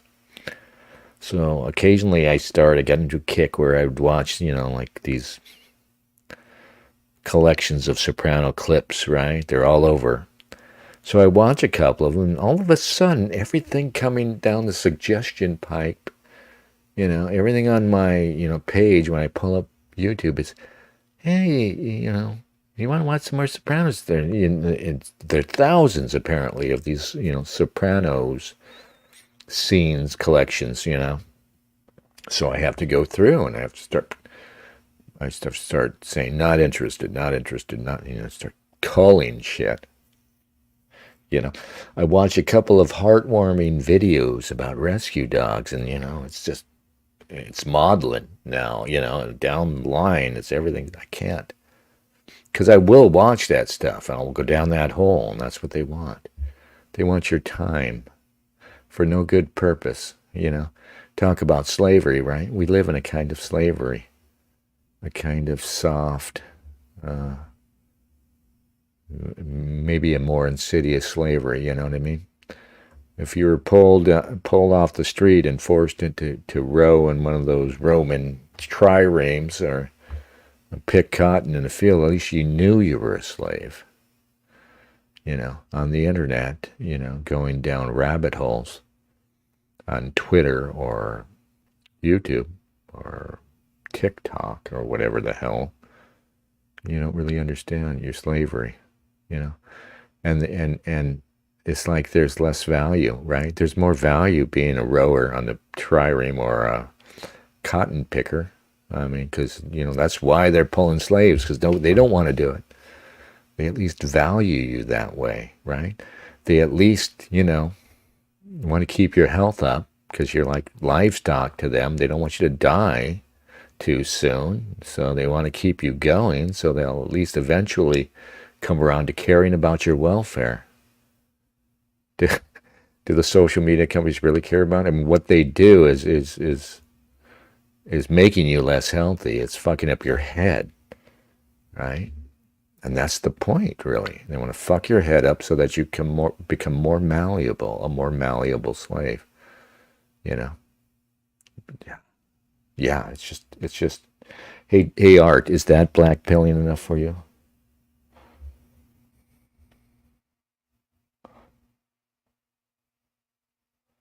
Phil says, I find it hard to believe Dale doesn't have World Star as his homepage. All right, I'll take it up as such. Okay. Tom Anderson says middle class and below is the slave class. Well, I don't consider working slavery. I mean, 40 hours a week. I mean, yeah, this idea that we have to sit back and think about it. I mean, yeah, we're all,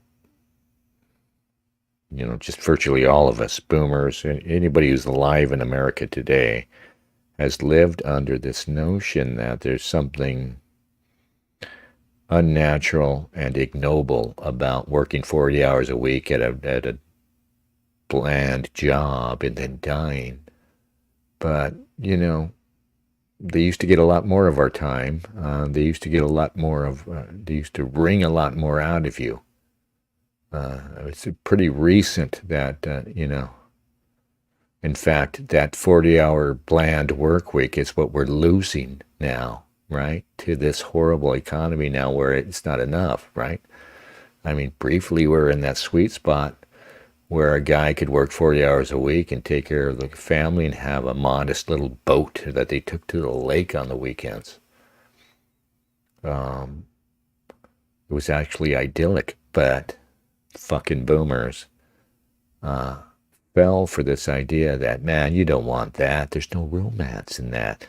And we fell for this idea that we're all fucking, we're all heroes and we're all, sexy romantic figures, and we can't work in a factory 40 hours a week, 30 years of our life. What? This is horrible. This is slavery. Well, there's worse. There's worse things than working. I wish I had realized that sooner. I could be retired now. Okay.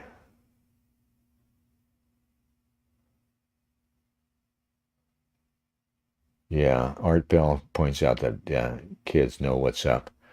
Well, we were talking earlier about the far right resurgence in Europe, or surgence. Yeah, it's Gen Z that's voting for so-called far-right parties in Europe. I don't know where they're at here. I don't have a lot of hope for them here. I can't see the generation of Harry Sisson being worth much, but I imagine at least the young white boys, and not just white boys, but boys, experiencing this madness at that stage in life where they're all hormones and they're all wanting to express themselves as young men, to be walking around in this. We're not all soy boys. We're not, there's still some testosterone left out there in the population. So, yeah, I mean, and this is one thing that I think the powers that be, and this is part of their paranoia, they know young men are still out there, and young men are probably the biggest danger to any society, really. Like, traditionally, having idle young men was always a huge problem. War almost existed as a solution to the problem of having idle young men hanging around. Young men, most of whom aren't really interested in retiring from manhood into that 40-hour-a-week, 30-year job. And so that paranoia, you can almost sense it in the Chemerinsky's of the world and all these other guys that we're still out here. We're still out here, and it won't take much. Excuse me, I have to check something here.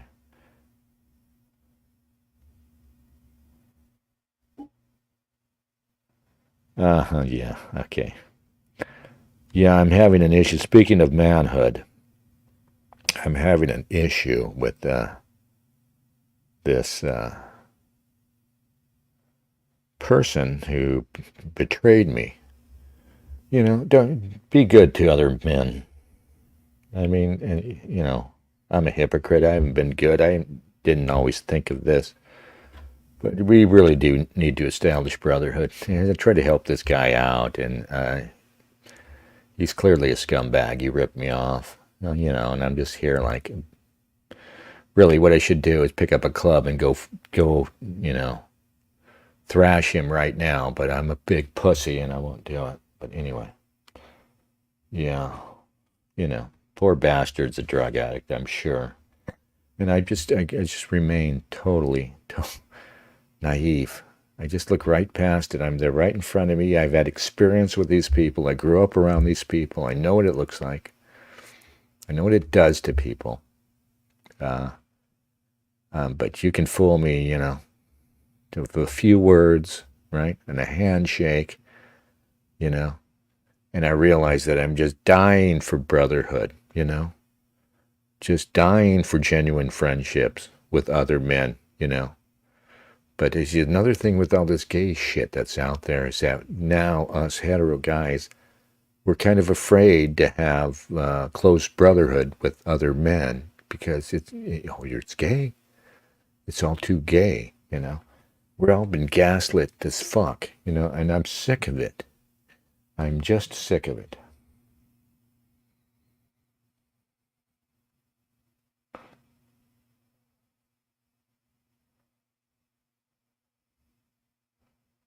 Okay.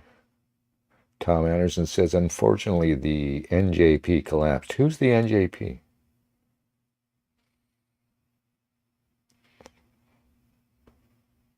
Oh, Art Bell, you recommended a couple of names in comments on the last broadcast. And one of those, you mentioned two names. I don't know if one of the names you threw in there was even a real account. But the one guy, an at so-and-so, forget the name, like a conspiracy theory guy, he's suspended. And the other name he threw out there, I mean, I just found like sports cuck guys and stuff under that name. So, yeah. But I do look for your recommendations and take them seriously. Because I need, if we're going to do weekly broadcasts, we need to find content. And frankly, what I do is I go out, like today, and find content, in the media. Excuse me.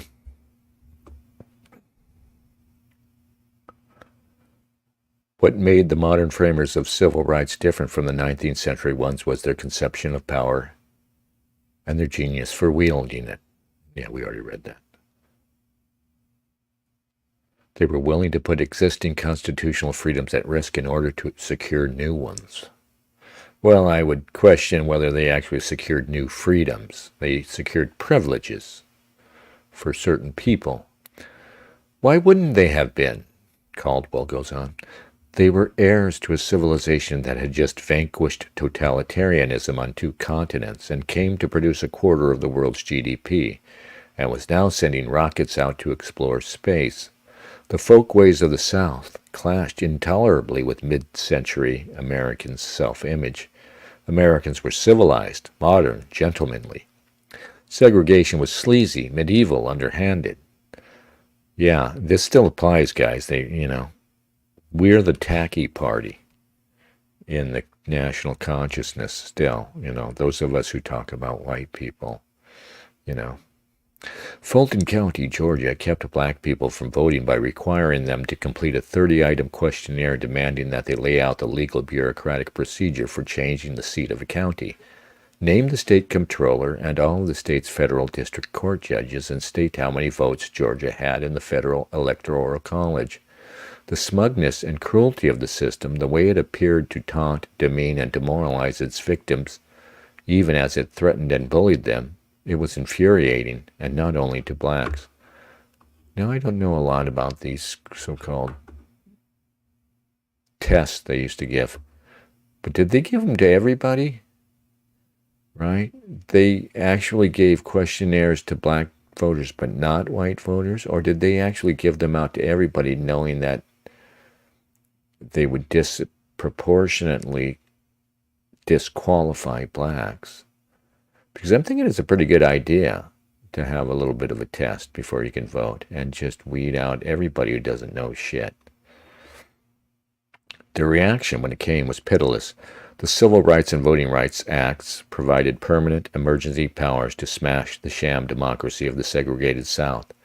They mixed surveillance by volunteers, litigation by lawyers, and enforcement by bureaucrats. This was a new model of federal government with a transformative power that was immediately apparent. Thoroughgoing and versatile, often able to bypass the separation of powers, civil rights law became the template for much of American policy-making after the 60s, including on matters far removed from race. This was mostly on the grounds of its efficiency, but that efficiency rested on certain assertions about values. To set oneself against civil rights was to set oneself against the whole moral thrust of American government. Freedom of association. The United States is today a free country in a very different sense than it was between the administrations of George Washington and John F. Kennedy. Brown versus Board of Education of Topeka in 1954, the unanimous Supreme Court decision that ordered the desegregation of all the country's schools, was not just a landmark decision, but an unusual one. It was brief to the point of curtness, shorn of footnotes and case references. Each of its 2 parts ran about the length of a newspaper column. It was less a judicial argument than a judicial order.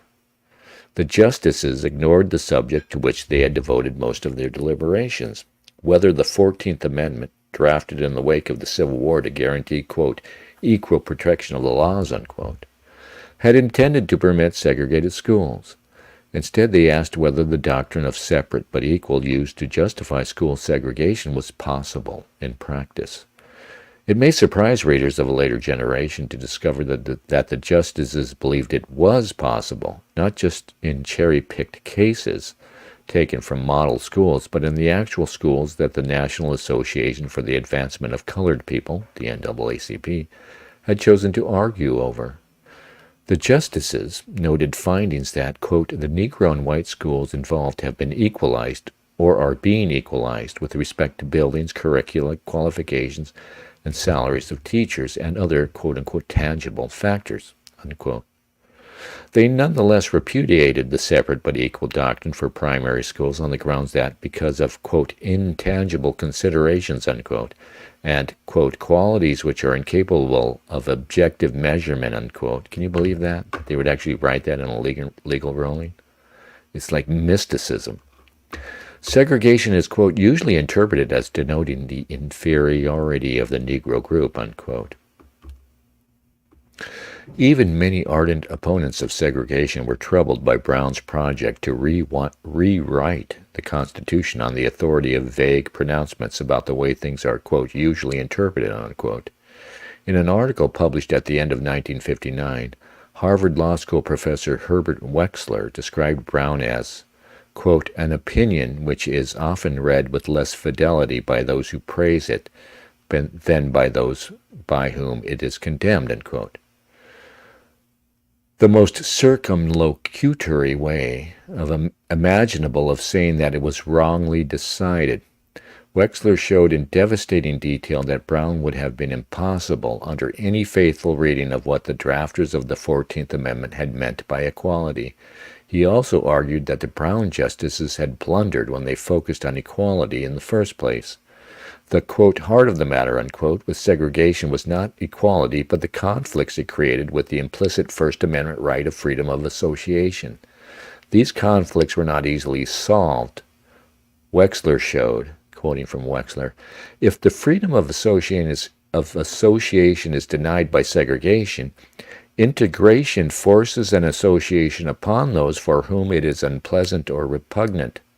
Given a situation where the state must practically choose between denying the association to those individuals who wish it or imposing it on those who would avoid it, is there a basis in neutral principles for holding that the Constitution demands that the claims for association should prevail?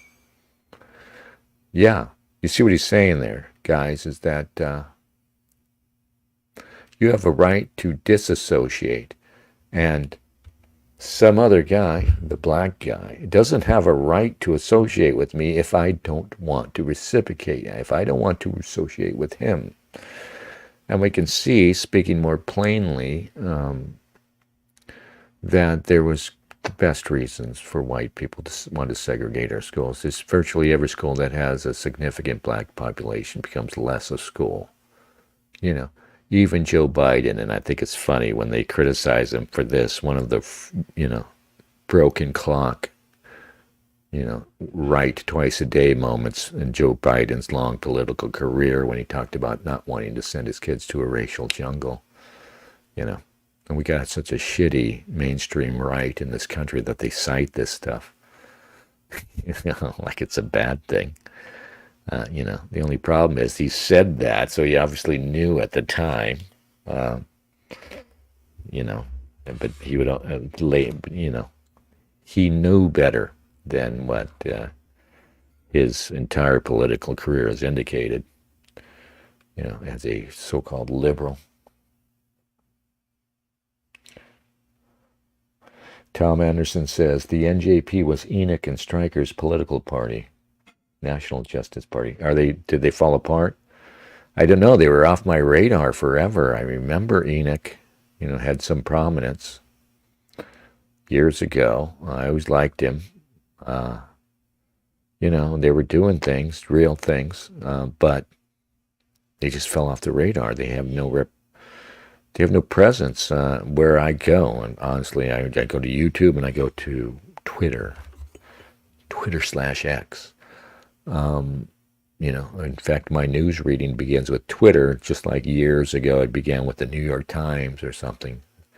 When I open the internet, I go to Twitter just because it's a good way to see what's going on. I mean, for a time I opened the Drudge Report, right?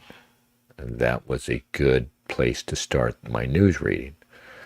Drudge Report is insane now, but yeah. So Phil says they no longer exist at all. They've just shut down, huh? You can still read Stryker at UNS. He occasionally publishes a pretty good piece about this or that.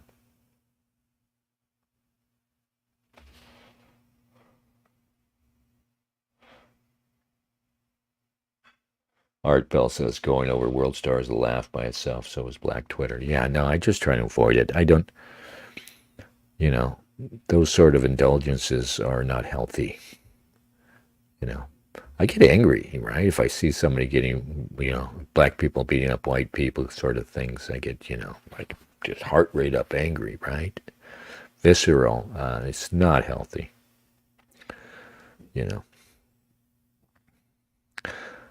All right. Wexler hoped to find such a basis. But in constitutional terms, the decision was arbitrary and open-ended. Brown granted the government the authority to put certain public bodies under surveillance for racism. Since the damage it aimed to men consisted of, quote, intangible considerations, unquote, how could they even get away with that? There was no obvious limit to the surveillance, and once the Civil Rights Act introduced into the private sector this assumption that all separation was prima facie evidence of inequality, desegregation implied a revocation of the old freedom of association altogether. Just as assuming that two parallel lines can meet overturns much of Euclidean geometry, eliminating freedom of association from the U.S. Constitution changed everything. Within a decade of Brown, the philosopher Leo Strauss was warning that attempts to root out discrimination could backfire badly.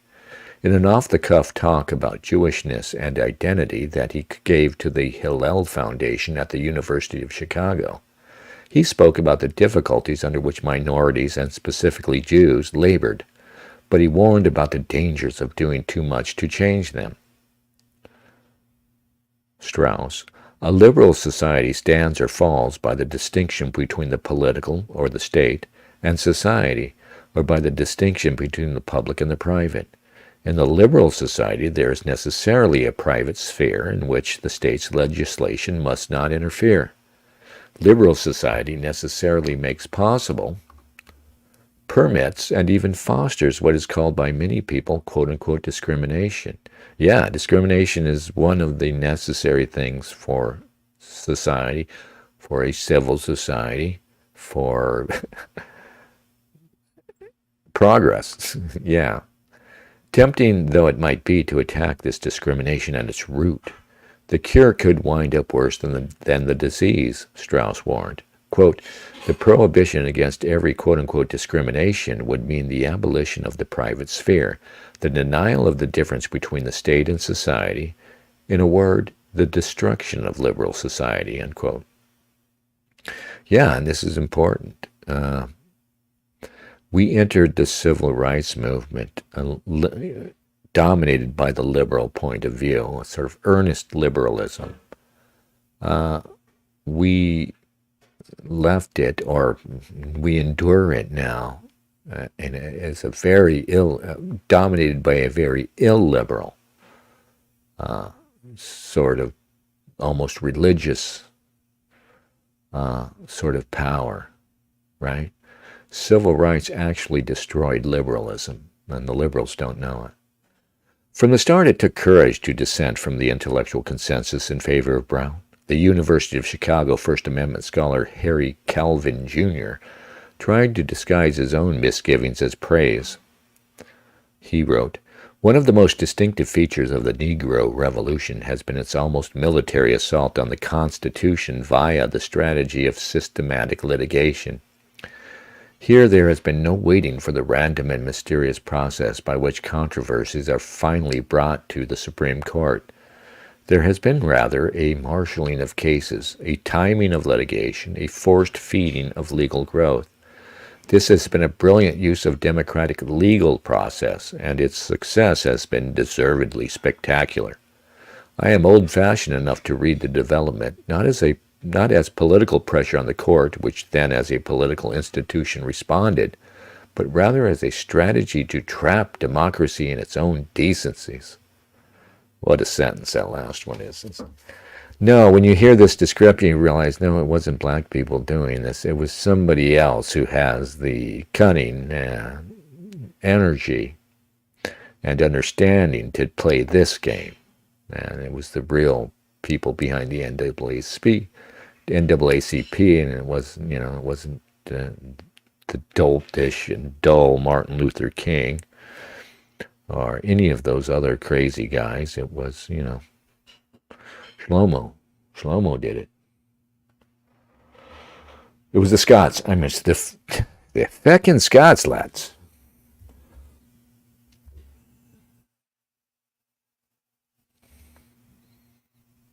Yeah. Dennis is showing grace and restraint by waiting for all info to come through on the Butler rally event, says Art Bell. The Butler did it. The Butler did it. The Butler did it on the rooftop, a new version of Clue, yeah. Clue needs to include that, right, with an AK, right? Remember Clue? I don't know if you guys, the younger guys, don't know. It was a board game, right? Originally, a board game, and I think you had the little candlestick and the little knife. And anyway, yeah, bring back board games. Yeah, I don't know if I'll talk about Butler, Art. I don't know what to make of Butler. To me, on its surface, it looks more like engineered to favor Trump because of the remarkable reaction. There was something weird about the way they hustle him off stage, and they don't even, the fist pumping and the iconic moment he managed to get.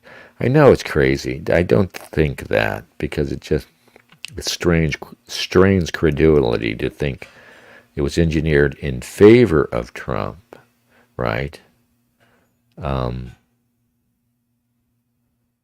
Yeah, because you would have to get the Secret Service on Trump's side. I can see the Secret Service cooperating with a conspiracy to genuinely assassinate Trump. I could see that. I'm not convinced yet, but I could definitely see that happening. But I don't know how you pull off the 5D chess move of faking the assassination attempt for Trump. And also, as we see, it hasn't made a bit of difference. It's astounding how quickly it got buried, right? That should have been a moment that just as people were saying at the time, they just reelected Trump with that, the fist pump and the fight thing and all that. Aside from that, even if he did not, come off as heroic appearing as he did, assassination attempts tend to inspire sympathy even from the other side. We're so crazy now that it doesn't matter. We're so crazy now that more people on the left were like, oh, shucks, he missed. Then we're like, okay, wait a minute. Right? Anyway, Harry Calvin, and the spelling suggests he's yet another Scotsman.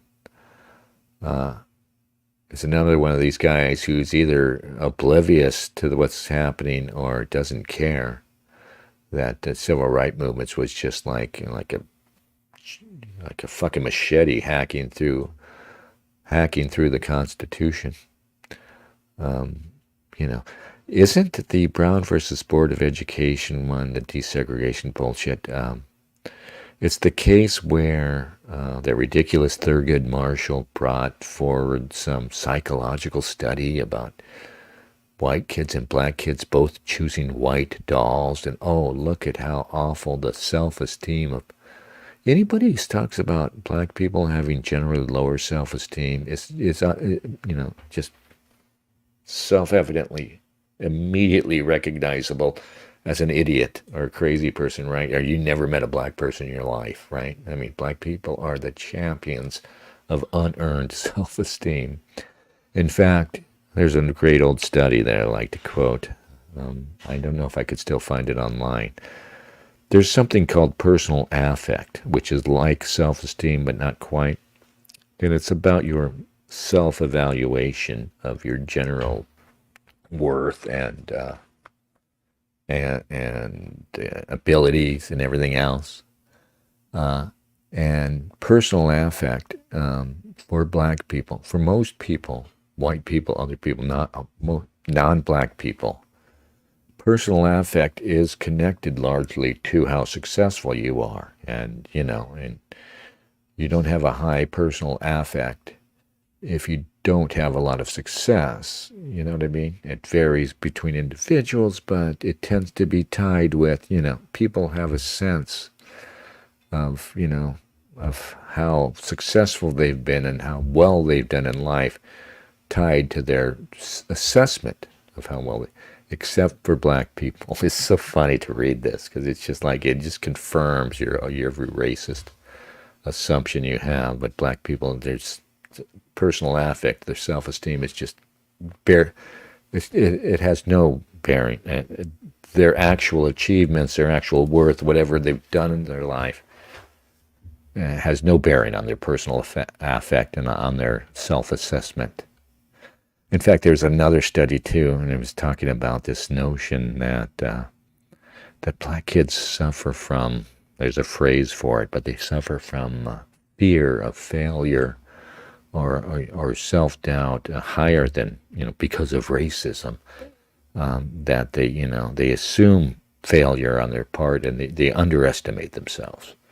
Basically, when they went to go and try and confirm that one, of course not. They found, they went looking at school kids and trying to figure out why black kids can't do math, basically. And they were looking for that unconscious bias, or not unconscious bias. Anyway, you know the phrase, you've heard it. It's not coming to mind right now. When they went looking for it, they found that no, the black kids, when first exposed to math, just assumed they were going to be good at it and were boastful about it. They were typically black about it. Like, you suck at this, I'm better at this.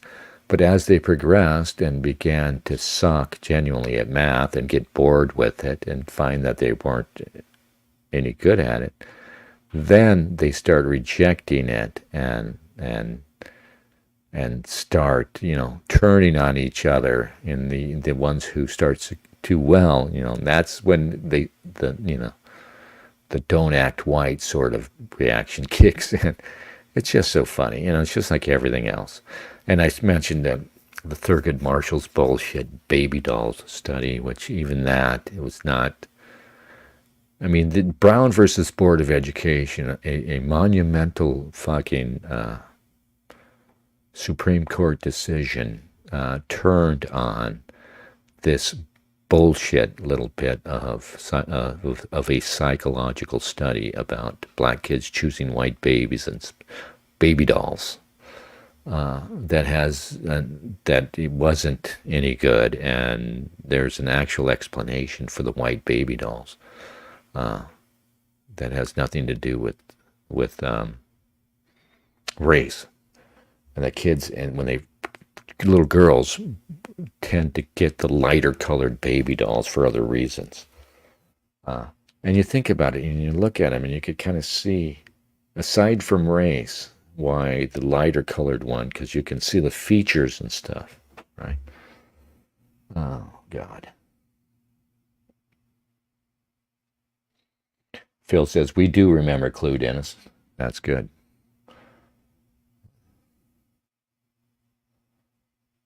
Tom Anderson says, the bullet aimed at Trump missed by like an inch. I highly doubt they would play out a scenario like that in favor of Trump. Yeah, no, I think it's all crazy. But what happens after just seems so nutty, right? I mean, I see, first off, they get around him, right? And they don't get him off stage. I mean, usually it's like pick the man up and carry him off stage. Because even if they know, and they probably don't know, that the shooter's been taken out, they don't know that guy's done shooting. So they just move, man. And they don't know, even if there's one shooter taken out, that there's not another one still shooting. But they stop. Trump says, wait a minute. And they stop. It is possible that the bullet didn't graze his ear. That, people, I don't buy this. This is where I start getting angry at people. But people think, and people on the right, some people on the right will say this, that, he gave himself a little cut. That's part of the thing, right? Yeah, because you cannot say for sure that that was a nick from a bullet. And one curious thing is that there's that photo that you see, like, supposedly you see the bullet whizzing past. But I don't understand photography, film photography, obviously, but somebody pointed out that to capture that, you had to have a shutter speed that nobody would have picked for a normal, right? The guy who got the picture of the bullets sweeping by, I don't know if it's the same guy who got the iconic photo of Trump with fist raised, but for some reason he's using this, I guess it's high shutter speed. It's so fast that it can capture the bullet, or is it so slow? I don't even know. But it was a shutter speed that there was no reason for him to be using that, unless he was thinking that he was going to maybe capture something that fast moving on film. So it's weird. No, I don't think it was staged on behalf of Trump. I do think it's likely that there are people, that it was encouraged and or outright staged in its entirety by anti-Trump forces. But, they needn't have bothered. I don't know why they're so freaked out about Trump. I mean, he's not really our guy. He's just not. I mean, he's just basically an old school Republican, like a Reagan era Republican with a more socially liberal bent. He's not even really a social conservative. Yet, I think, there are factions at war.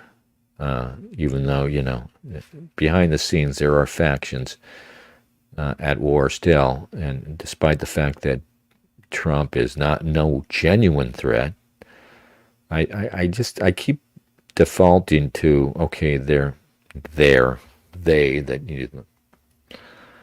mysterious they, people who are really in charge of things, just can't have Trump because he retains independence. I mean, look, look who they replaced him with in 2020. Joe Biden, who was already losing it, and the whole point of putting Joe Biden in office was that he was not going to assert himself genuinely. He was going to do what was told. And look who's they're replacing Joe Biden with. Not because they suddenly discovered he doesn't have a brain left, right? They knew that was a feature, not bug, of Joe Biden. But once he became untenable in the election, once he became obviously senile to the rest of us, they had to replace him. And who did they replace him with? Someone who seems actually less, despite, not being senile. Kamala Harris seems to have less of her own independence, less potential for going her own way or causing any trouble than Biden. And that's all we're going to see, especially from the Democrats from here out, are people who are utterly meaningless. I mean, it's not like our presidents had a lot of independence before. I mean, it was Obama, who did have some of his own ideas, but he didn't really get to do any of them. He got to do the BLM, the racial division routine, because that's what his handlers wanted that as well. So he got to do that. And George Bush, I mean, come on. It's a joke to think that George Bush was originating policy or had any real mind of his own. He was down with the things he was being told to do, but nothing was originating with him, right? So we haven't had an independent-minded president since maybe Clinton. And even he, again, the presidency is it's just a threat because there's all this legal power. The president can literally just send us to war. We don't even, for War Powers Act. What is that, right? Congress voting for war. When's the last time they did that? World War II.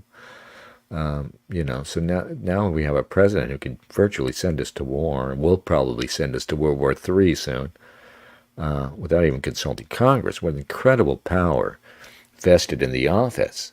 But the people who they put in the office don't have real power. They're hemmed in by political constraints, by their donors, by their handlers, for lack of a better word.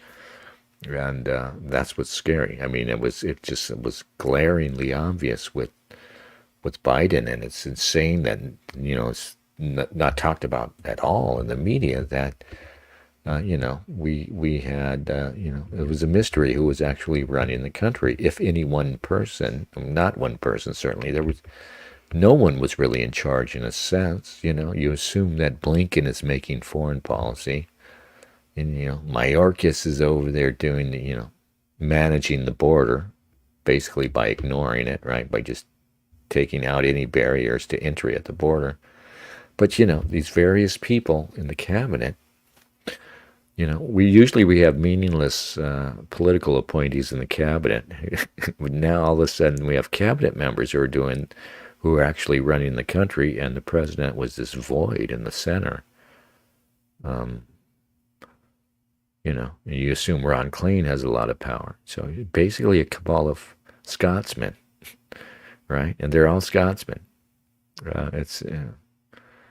It's insane and wrong.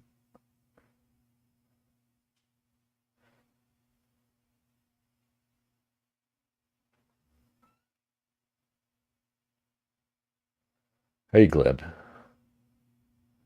Under Project 2025, all newborns will be given white baby dolls. Yeah, that's how bad it will get.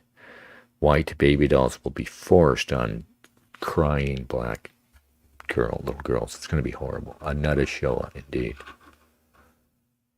Oh, let's keep reading this. In his own esoteric way, Calvin invites us to view the civil rights revolution as a potential constitutional catastrophe. In what healthy society is a, quote, almost military assault on the Constitution, unquote, worthy of praise? What upstanding political actor takes advantage of another's, quote unquote, decencies to entrap him? And when court cases do not arise naturally out of a country's ordinary social frictions, but are confected by interested parties, doesn't the entire tradition of judicial review lose its legitimacy?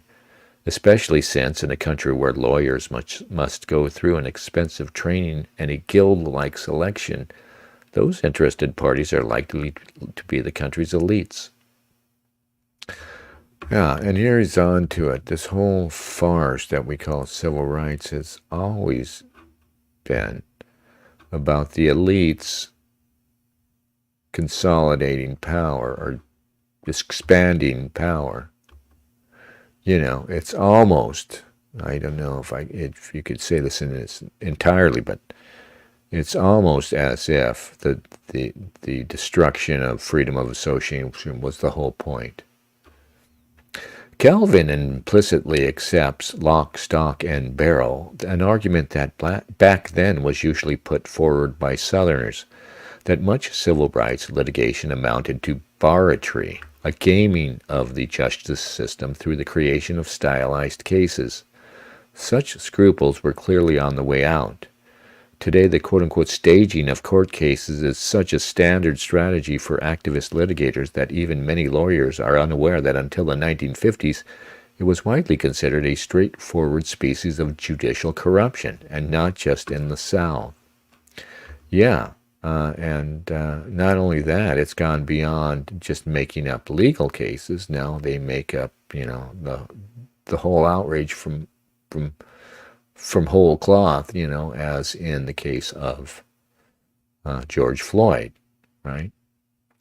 The Yale Law Journal had already leveled a similar accusation that the National Association for the Advancement of Colored People had been allowed to take up a role in the various civil rights cases as a, quote, private attorney general, unquote. The NAACP not only staged events, it scripted them.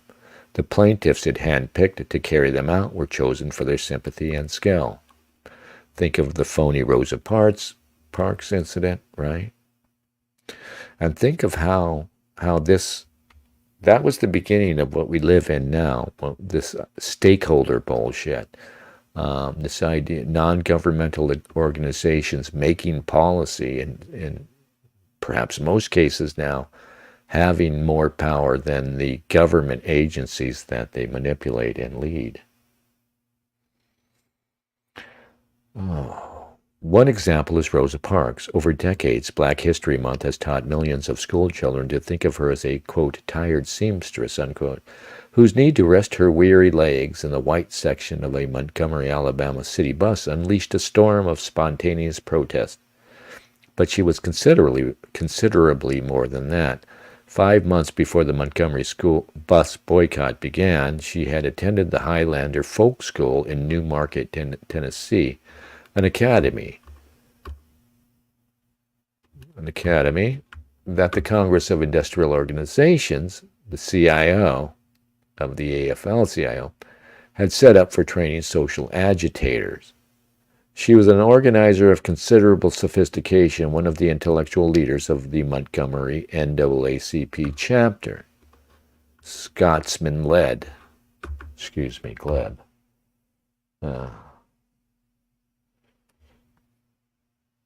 Americans have in recent years been fond of boasting that, unlike most nations, where it is heritage, history, and race that bind people together, the United States is a place that one can belong to regardless of background. That is true enough. But there is a reason most countries are not multi-ethnic countries, and why most of those that have tried to become multi-ethnic countries have failed.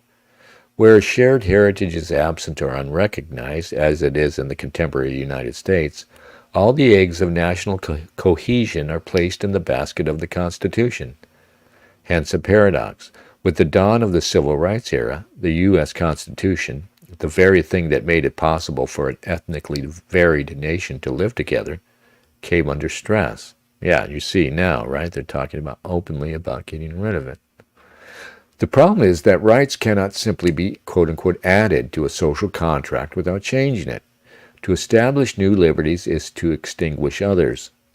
This difficulty would be at the root of the earliest debates over civil rights legislation. In the summer of 1963, well before Kennedy's assassination, one anecdote from the Senate's debates captured the imagination of the public. Senators skeptical of civil rights legislation hinted that, quote, Mrs. Murphy, unquote, a hypothetical old widow who rented out a room in her house in a northern city, might wind up bearing the brunt of federal surveillance and law enforcement if she got too picky about whom she accepted as a tenant. The legislation's backers treated the question as ridiculous. Of course a boarding house, unlike the hotels that would be covered in any civil rights legislation, was Mrs. Murphy's, quote, personal, unquote, property, with which she could do as she pleased. But the distinction was not as obvious as pro-civil rights legislators claimed, and the certitudes that rested on it proved complacent. In his opening remarks at the 1963 March on Washington, A. Philip Randolph, organizer of the Brotherhood of Sleeping Car Porters and of the march itself, warned that, quote, real freedom will require many changes in the nation's political and social philosophies and institutions. For one thing, we must destroy the notion that Mrs. Murphy's property rights include the right to humiliate me because of the color of my skin. The sanctity of private property takes second place to the sanctity of the human personality, unquote. And so it was after the Civil Rights Act of 1964. Property simply would not enjoy the same constitutional protection that it had before. Neither would the traditional understanding of freedom of association. Florida's segregationist governor, C. Ferris Bryant, was able to describe this understanding as something all Americans shared. This is Bryant speaking. We would all agree that the traveler is and should be free not to buy. He can pass a motel because he doesn't like the town. He doesn't like the color or he doesn't like the name. He can stop and go in, and when he sees the owner, he can decide he doesn't like him because he doesn't like his mustache or his accent or his prices or his race or his other customers. He can turn around and walk out for any reason or for no reason at all. Why not? He's a free man. so is the owner of the property. And if the traveler is free not to buy because he doesn't like the owner's mustache, accent, prices, race, other customers, or for any other reason, or for any or no reason, the owner of the property ought to have the same freedom. That's simple justice. The wonder is that it can be questioned. It tended to be segregationists who philosophized in this vein. Progressive politicians were seldom comfortable conveying to white voters that, in exchange for civil rights, they were going to have to surrender certain basic freedoms they had until then taken for granted. Naturally, it was a delicate moment because the white public was sending mixed signals about whether it wanted to get rid of segregation in the first place. And this just scratches the surface of it, because it's not just that freedom or that liberty. I mean, it's the consequences of it. And you have good reason to avoid black people, obviously, in this country. And you have a very good reason not to want to send your kids to black schools. It's not that crazy described as child abuse to force your kid to go to your white kid to go to a black school just because of the violence.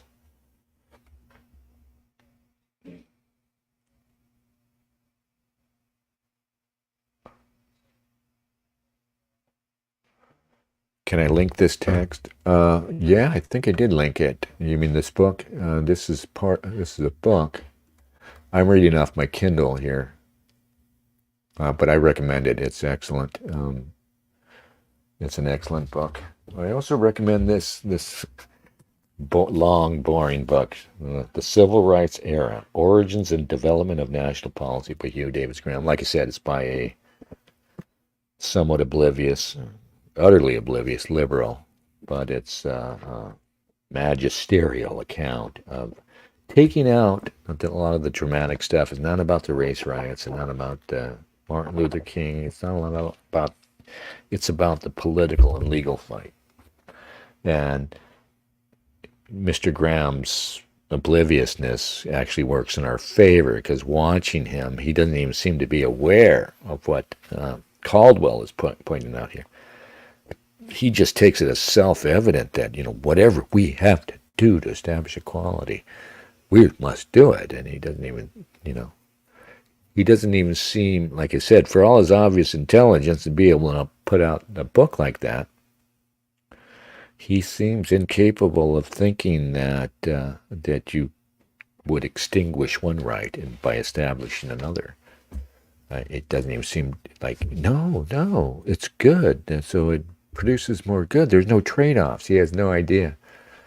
And I think these guys, too, they had little experience with black folk, little experience with non-white people, and that's really why we stepped into this.